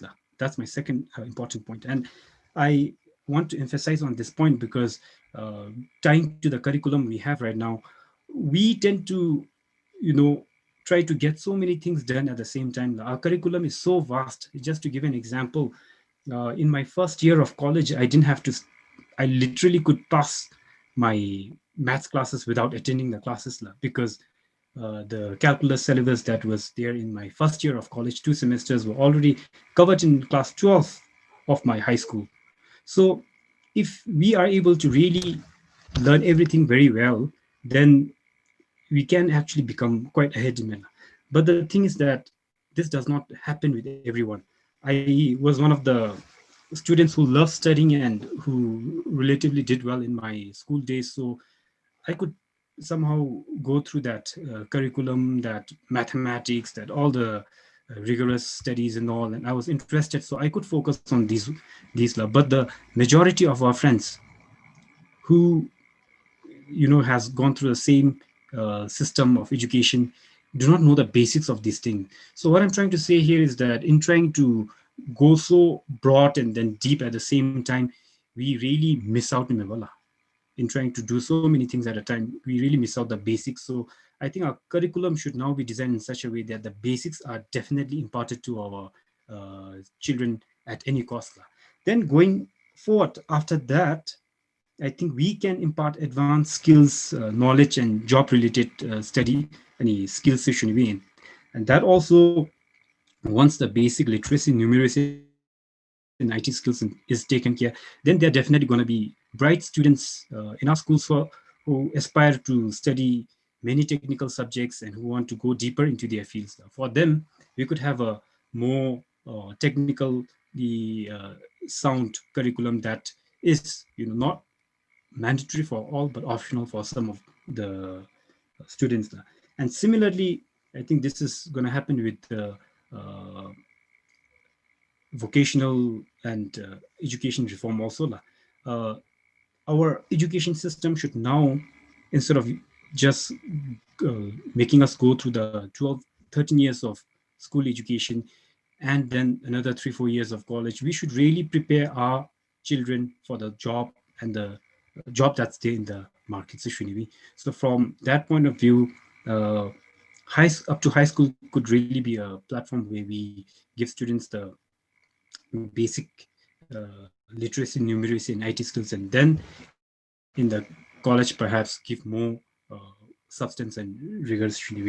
So for that one, for my 3 expectations, my recommendation is really that we'll have to prioritize and reduce the curriculum, not have such a vast curriculum that tries to cover so many things. And this is important because at the end of the day, curriculum is what drives the academic year in our school. I remember going on holidays and Sundays to school just because the syllabus is not covered. And when we talk about pressure like this at the practical level, it's really difficult to go to the next level of giving our children the freedom to explore their passion and interest, all because we are so bogged down writing homeworks and studying. So our curriculum needs to be prioritized and reduced. Uh, then that basically lead to more time for our children and students to explore their interests, do things that they like, and then not be driven by a fear mentality in going to school that, oh, school is all about exam and I don't really have fun in schools. Students and children should be able to have fun going to school, and then and that I think would be possible through the curriculum session. Along with that, I haven't given much thought on pedagogy because personally myself, I like to learn on my own, so I don't have much comment on this, but the pedagogy part should also, I think, go hand in hand with the revision in curriculum. So to put everything together, my expectation out of the education system is really that it is able to impart the cultural, spiritual, psychological, and emotional knowledge and skills that are required to live in this time in our country. Secondly, we should be able to give our children the basic literacy, numeracy, and IT skills, again, to survive in this world. And lastly, our education system should not just be focused on imparting knowledge, but really equipping our children with job-related skills and advanced knowledge. And the way I think this is possible is by prioritizing and definitely reducing the curriculum. Thank you all very much. I don't really know if I can answer any questions later, but would be very happy to carry forward the discussion. Thank you. Thank you, sir. Thank you. I would like to just read on what Dr. Zentu has commented. Tandy, I agree with you that first the basics should be fulfilled. All children should at least have basic literacy. reading, writing, speaking, numeracy skills. So we agree to whatever you mentioned right now. If you all are not reading or not going through the chat box, I would reckon you all to go through the chat box. Pretty like interesting conversation going on in there. We are basically supporting whatever the panelists have to say. So just like Dr. Tandi and Dr. Tenchu and rest of the participants, I agreed to Tandi. I feel we should really prioritize our curriculum, and students should be definitely given choice to follow their passion. Our parents can't be literally deciding future for the children. That's the very conventional and traditional method where parents would just dictate or see future for their children. But I think the dynamics is finally changing for good. So I am really hopeful that our youths, not youths, but our parents realize that it is the youths who will decide their own future and be the author of their own book. With this, thank you, panelists, for the wonderful sharing session. We are actually going, we will be taking 30 minutes more with Q&A session. So I have like few questions jotted down, and I would be asking this. If any of the panelists would like to answer to the question, you may raise your hand, or you're most welcome. But first question, I would like to go back to Sir Bishnu. I hope he's still there because he was the first panelist. He had to wait for so long. So this question is for Sir Bishnu, including which is all about inclusive education. So I just want to share a basic anecdote about my friend. My best friend, she's Bhutanese, living in California, and she's mother of two. Her eldest son is a specially disabled son, really handsome, adorable looking, but unfortunately he's labeled as specially abled child. And then I was asking my friend, it must be so hard for you to raise specially able child in America. Why don't you get him back to our country and let grandparents raise him?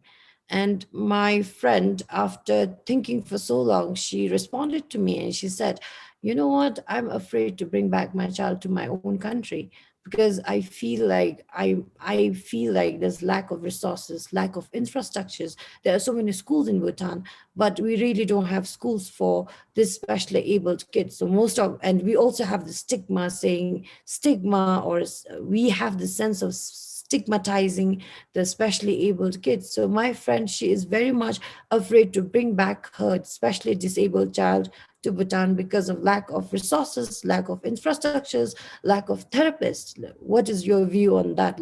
Of course, I understand that America is the first world country and Bhutan is not, but still, like, is there any room for improvement, or is there any rooms where people feel comfortable bringing all the special kids child back home?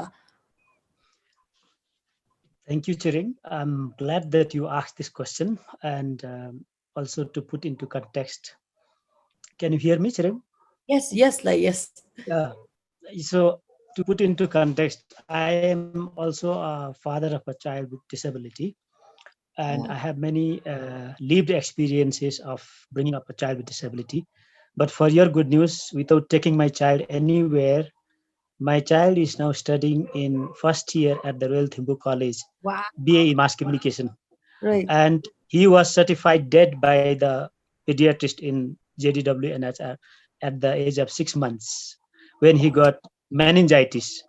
So don't ask me how we achieved this, but I can write a book on all this. But coming back to the question of stigma, disability, barriers, yes, I do agree. In Bhutan, inclusive education is pretty new because we were focusing more on mainstream education.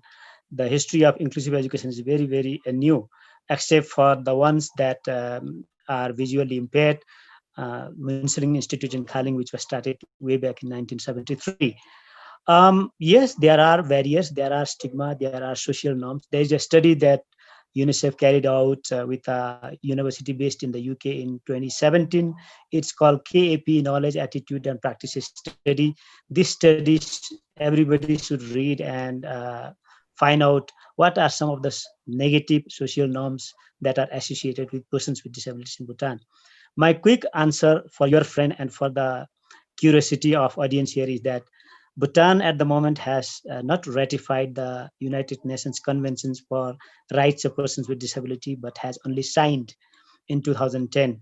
So in other words, the country, I think, does not have obligation yet to report to the Child Rights Committee in Geneva, where rights of persons with disabilities are sort of, whether they are respected or violated, or whether the rights of persons with disabilities, children with disabilities, are fulfilled or not. So having said that, so there is this little bit of hiccup in the enabling environment front. There is no Disability Act, but we have made some progress in terms of policy. Last year, with the help of Gross National Happiness Commission, the country has come up with the first policy on national policy for persons with disabilities. And this policy actually outlines a multi-sectoral approach to addressing disability needs. And if you get hold of this policy, you should go through it, and it has made very big promises to address some of the barriers that you mentioned in terms of infrastructure, in terms of institutional barriers, in terms of attitudinal barriers that persons with disability actually are going through these days in Bhutan. But in terms of education, yes, we have around 24 schools that are offering what we call special education needs. It's called SEN program. And these schools have actually started accepting children with disabilities and started providing services for children with disabilities. The biggest gap is in terms of teacher capacity. But last year, again, to address that through UNICEF support, we have started a master's in inclusive education at Paro College of Education. 20 teachers are going through a master's training there. So it's a journey. Inclusive education is a journey, and we have started the journey. I'll stop there. Thank you very much. Thank you so much, sir. Thank you so much, sir. I didn't really know that there are 24 schools specialized for disabled and specially able child in school. It is very much heartwarming. Thank you so much for sharing. So next we have questions for other panelists, but I would like to remind you all that you will just have 1 to 2 minutes to answer less. So please keep your answer briefly. There's one question from Sir Tenzin Wangila. I would like to read it. It's from the chat box, and any one of you could answer it. Is Bhutanese education system building hegemony when it comes to the teaching of dominant values and knowledge? Can a child without food and the other facilities attend self-actualization? I am assuming your lines are coming from Abraham Maslow's hierarchy of need. Dr. King wrote, intelligence plus character, that is the goal of, where is that? Goal of true education. I wonder how can we teach good human values if the values education failed miserably? Can we still keep human values as hidden curriculum? Can any one of you answer this on human values? Why did we fail miserably on teaching human values? Why do you think we failed? And is there any way forward to sort of supplement the value education that we have in schools? Any one of you may respond to this. I'm sure that the question was raised against my presentation where I mentioned about making good human beings. But I would leave the panel open for responding, and if nobody wants to respond. Is there anyone who would like to respond besides Sir Bishnullah? I could try. I've never had human value classes, and I think the question is about whether it should be kept in a curriculum or not. And I don't think any of my friends in school, because we went to the same school, they didn't have human value classes. But I don't think there are people without good values. And I feel like you don't need to necessarily have a separate class to teach values, but rather when you see that a child is struggling or when they've made a mistake, I think adults need to have conversations with them that make them realize why it is wrong. I think having someone stand in front of you and say, well, you have to be kind because being kind is right, or like don't steal because stealing is bad, I don't think those actually translate into anything. I mean, you might memorize it, but I think having these conversations where you sit down with the child and really say, well, you shouldn't steal because the other person's not going to feel too good about it, it's unfair. So I think it's through these conversations that adults have with kids that you teach about values, not is not necessarily taught through a class. You can disagree, but I think that's how I feel about it. Right. Thank you, Kitso, for sharing your thoughts. Sir Vishnu, do you still have some more to add on to that? Yeah, thank you, Kitso, for bringing that out. I think as a former teacher, I was in charge of what those days we used to call value education classes. There is this debate of whether you can actually teach values or inculcate values subtly. So there is a values education curriculum in the school, and it's given a very strong emphasis. I think once a week, each class gets a chance to learn values. But as Kitso rightly mentioned, values may not be actually taught in a classroom, but there are ways of teaching values through storytelling, through drama, through street theater, through so many ways. And at the moment, I think that the biggest problem is the values education class becomes the first casualty if the school has to prioritize other program like the sports and physical education period. So I think the trust is missing at the moment. But I do know that schools in the beginning of the year emphasize for a week on values education. But in terms of teaching values, I would also like to agree with Kitsu and say that the method, the pedagogy, or the way values are transmitted, I think there is something wrong, or that is not very effective, I would like to say. Values need to be taught very subtly. And I think the first value classes for me personally is home from the parents before the school. So I'll stop there. Thank you. Yes. Thank you, Lasser.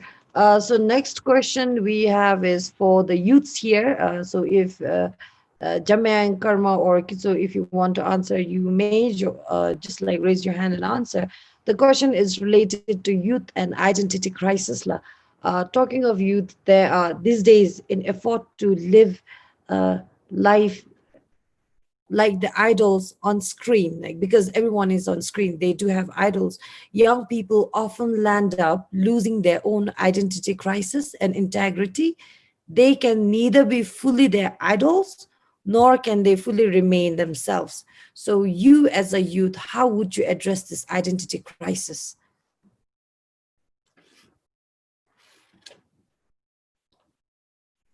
I think I'd like to go first on this.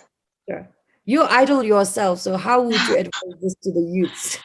I personally feel that it actually totally depends on the youth's perspective. Now that so many youths are coming up and they have their own perceptions and they take in things differently, and not all the youths have the same thoughts on it.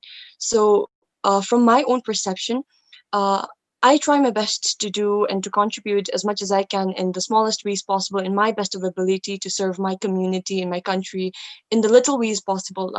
But I think it totally depends on the youth on how they take it in.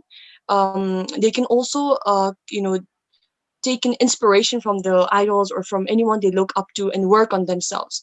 Or but there are also chances that they may lose their self-esteem. But I think that depends on how they take things. And I personally feel like when it comes to working on your self-esteem, and when you take inspiration from them, when you see people doing good, I think you have to encourage yourself to do better.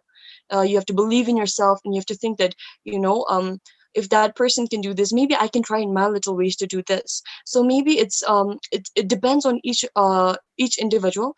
But I personally feel that it depends on also the values that comes from home now. So if they are instilled with the right values, then there's no way that they can go wrong, even if they take inspiration, or if they're in the wrong community. But I think it depends on them. Right. All right, thank you. Karma, do you have any opinion over this?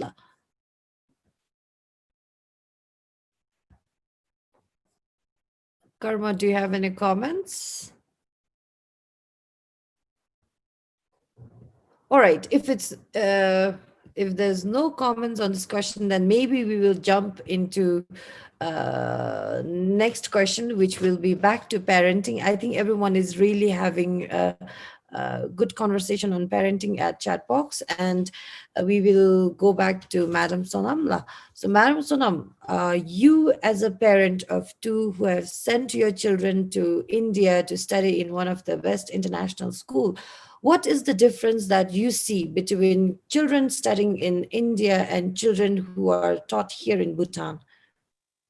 Okay. I think before I talk about that, I just want to say that Bhutanese people in comparison, and I mean this as adults and children. Okay, if we are to compare children, Bhutanese children are one of the kindest children in the world. They are the kindest children in the world. They're the most thoughtful. And I say it, I know that we're really talking about issues and problems, but if I were to compare, a Bhutanese child to sort of an American child to an Indian child, sort of what I noted and what I've seen is that there is something here, and maybe it's because it's the Bhutanese values that are still ingrained, and of course I've already spoken about this, that we really need to deepen that, but it is there, and our there is humility and there is the sense of compassion, and I think we really just need to hone in on that and really deepen that. That's the first thing that I want to say. Now, as far as I think I've already spoken, about parenting, as far as sort of children, imbibe values of parents through observation. It's not like you're teaching them to be kind. They see that their parents are kind. They see that their parents are reading. And that's that's how children learn. Through just the parents being the way that they are.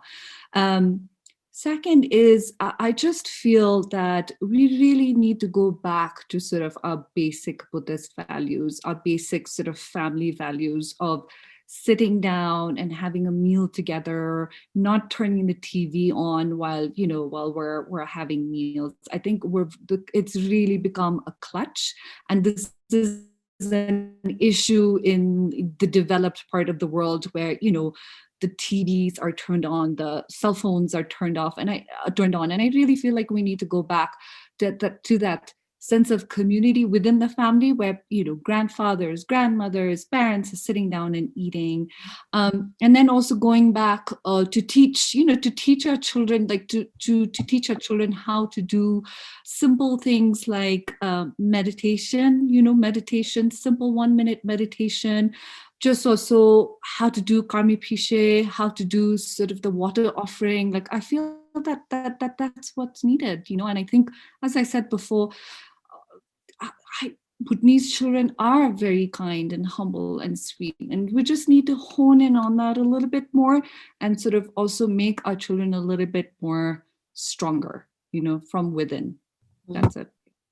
Wow.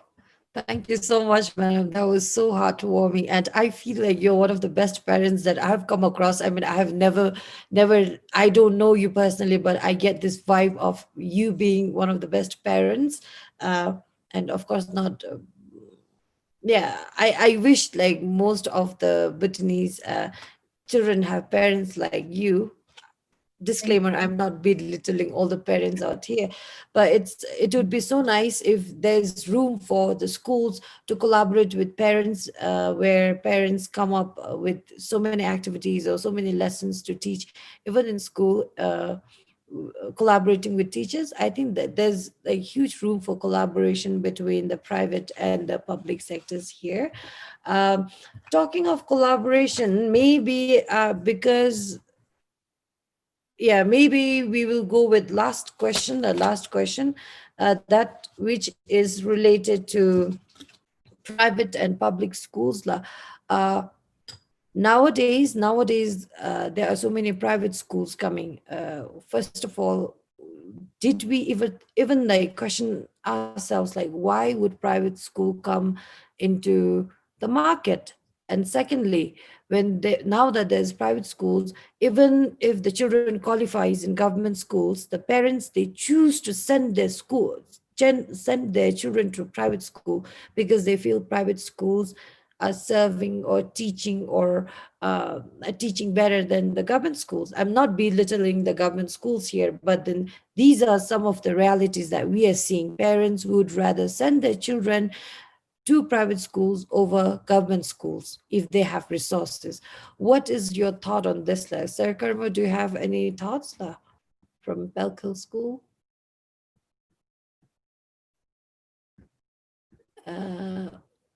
Okay, just a second. All right, sir.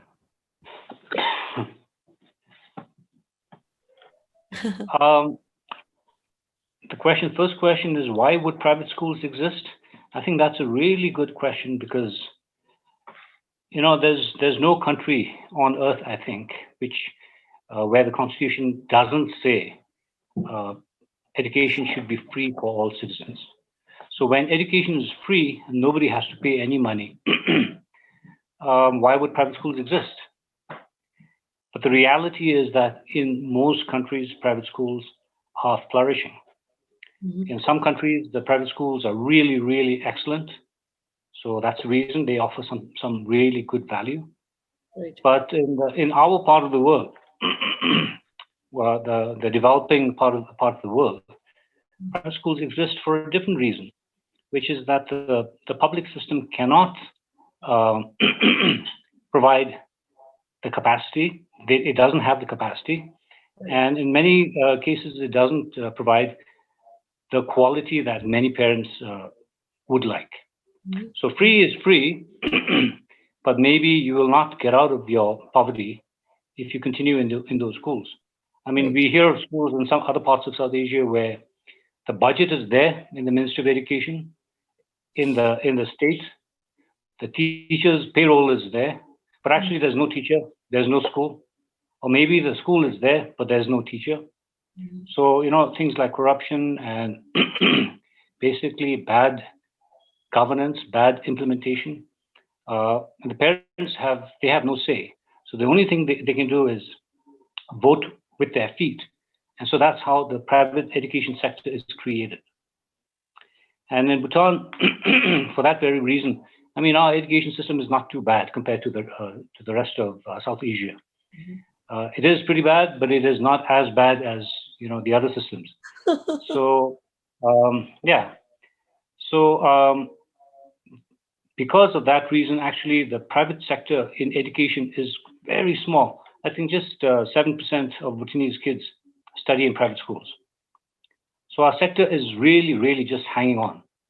And I think a part of the reason why the private schools have such a small market is because many parents, they don't bother to do their own research.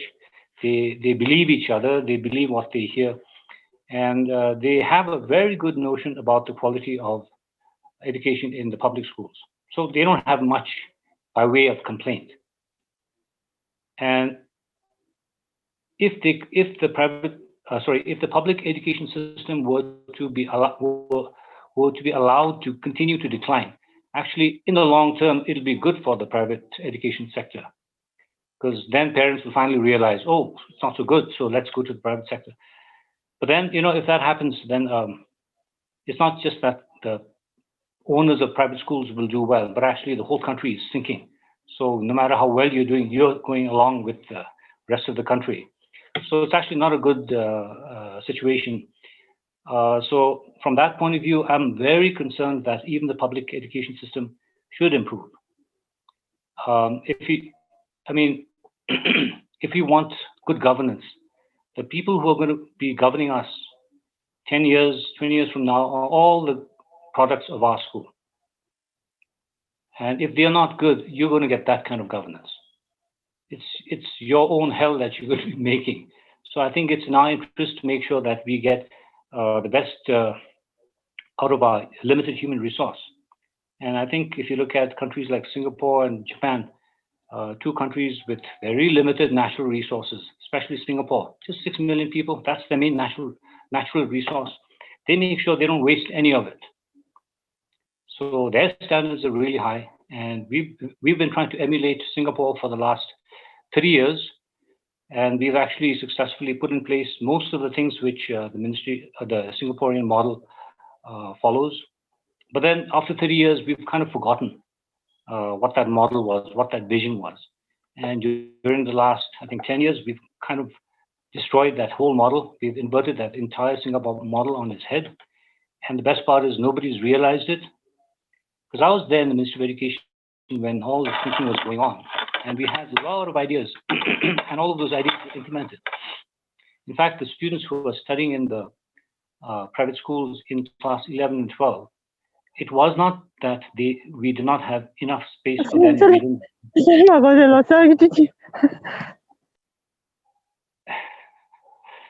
It's not that we did not budget for their education.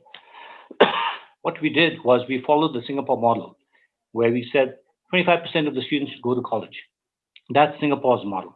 And the rest become technicians, they study technical education or they study vocational.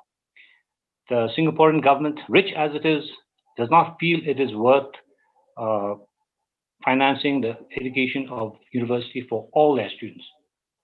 So they finance just 25%, and then they finance the rest in technical and vocational education. And this is the model we followed. Unfortunately, our vocational and technical education was not able to attract our students because of the vision of a white-collar job, blah, blah, blah. So that's how the private education sector grew in class 11 and 12. Right. It was not a neglect of our students by the government. The government gave them enough opportunities in technical and vocational education, which never took off. So now the current government feels that we've been neglecting those kids and that they've been paying for their education all these years, and that's not acceptable. So they must pay, which is also fine. It's their prerogative. But I think the problem is that they want to do that in public schools. For some reason, partnering with the private schools for covering the education for students in 11 and 12 is not on the table. I don't know why. But I blame that on the general private sector bias, I call it, where partnering with the private sector is the last choice, even if it comes at your own cost. So, that seems to be the situation. And what we're trying to say is, it is in your own interest to partner with public schools, with the private schools. The government currently is trying very hard to finance the education of all the grade students in grade 11 and 12, but they can't fit them in the public schools. So they're sending us the leftovers, but they're trying very hard to create more capacity and then absorb them all. Right. But they're doing that by adding to congestion in the public schools. And it's actually the system itself. Yes. So our suggestion is, why don't you look at the capacity? We have 21 high schools. We have thousands of seats. And you're already paying 70,000 per year per student. Mm-hmm. It doesn't cost you extra. In fact, there could be a saving if you were to partner with the private schools. This is our suggestion. But so far, our suggestions have not really hit any target. Well, I hope your suggestion goes through after this panel discussions. I hope so. Let's sir, maybe we'll cut this short because we have some other who would like to share their views as well. But thank you so much. I could totally agree with you. Education is the engine of the nation. If you want to see a good decision maker, a good leader in future, it starts from primary ground, and which is the education. So coming from a very private stakeholder, I think, sir, you all are contributing a lot in the community. And I'm very much aware that Pelkil School is doing wonders with STEM education. I personally know Ugen, who is one of the lead student who have come up with this robot stuff. So that Exactly where they created robots with Bhutan Tech Force. The name of their group is Bhutan Tech Force, and I was asking where are you all from, and he was very proud that he come from Pelkil School, and I was like, wow, private school, and you guys are doing wonders. So I think this only shows how encouraging private stakeholders are in terms of contributing to our technology. So please keep up the spirit. Do encourage our young minds to come up with various technological advancements. Thank you, Sir Karma. Actually, talking about robotics, just to add to what you just said, Ugen is really passionate about robotics.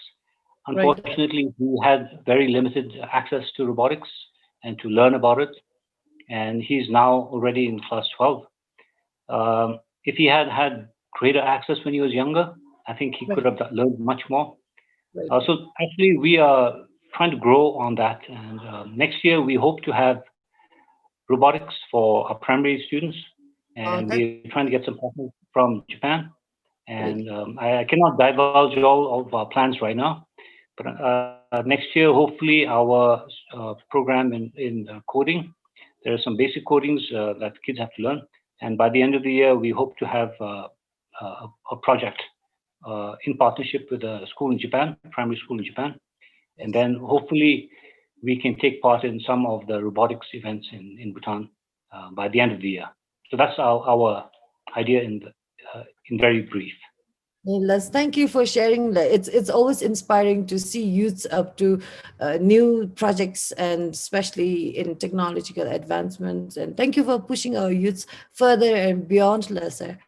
And next, we will have Tandi have requested to give him 2 minutes. So I will leave this floor for Tandi. Tandi, are you there? And then after that, we will have Sir Bishnuda, and we will probably conclude the session. There are so many of you asking me to give you all opportunity to share. I don't know whether I should be giving the floor away or not, but let's see. We have Tandi. Tandi. No, it's Sonam. So I'm very sorry that we won't be able to give to the participants, but they can always share their thoughts on the side chat. So we will be noting all. All right. So this is the panelist, Sonam. Yes, okay. Sonam or thing. Tandin. Tandin, are you there? Yeah. Should I go ahead or I don't need to ask you a question. I was going to ask you a question. Good that you asked. I actually sent my comments in the chat just in case we run out of time, and then I'm not able to see that. But I would like to read out what I shared there, and it's basically sort of the summary of what I've been thinking about as we were going through the whole discussion.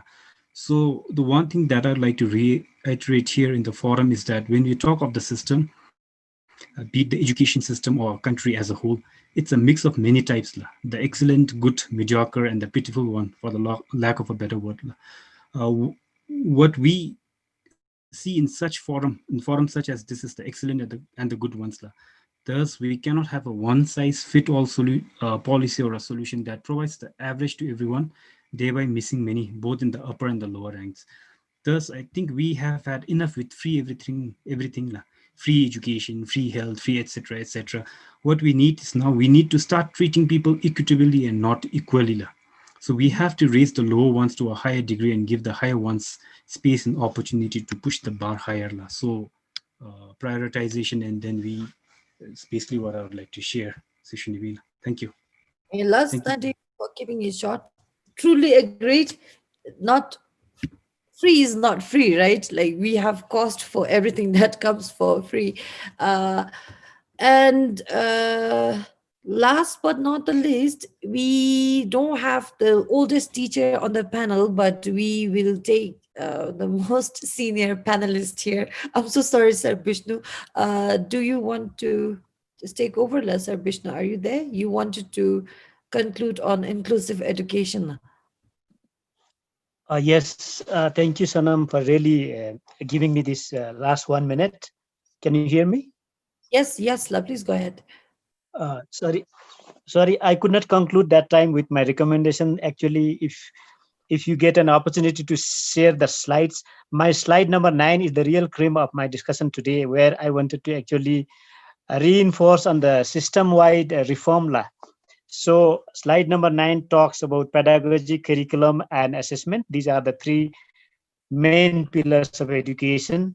And the stakeholders, Royal University of Bhutan, Royal Education Council, and Big C examination body. And I have proposed that these three work in a greater collaboration. Of course, they have started talking more and more with each other, but work in greater collaboration with Ministry of Education as being the linchpin, the main pin to bring all of them together. And then if we want real education reform for quality, I'm proposing for competency-based curriculum, competency-based pedagogy, and competency-based assessment, but with the system-wide approach where the reform does not happen from one pillar and the other pillars don't collaborate, because education has to work as a system, like just like flying an airplane. You need all the systems to work together. So all the nuts and bolts have to work together. They have to move together to bring this reform that we are actually discussing here. So if you can put some time to look at this slide where I have proposed collaboration, and of course my recommendation for all the sectors, sub-sectors to work together within the bigger sector. Thank you so much, Ring. Thank you, sir, for concluding your presentation.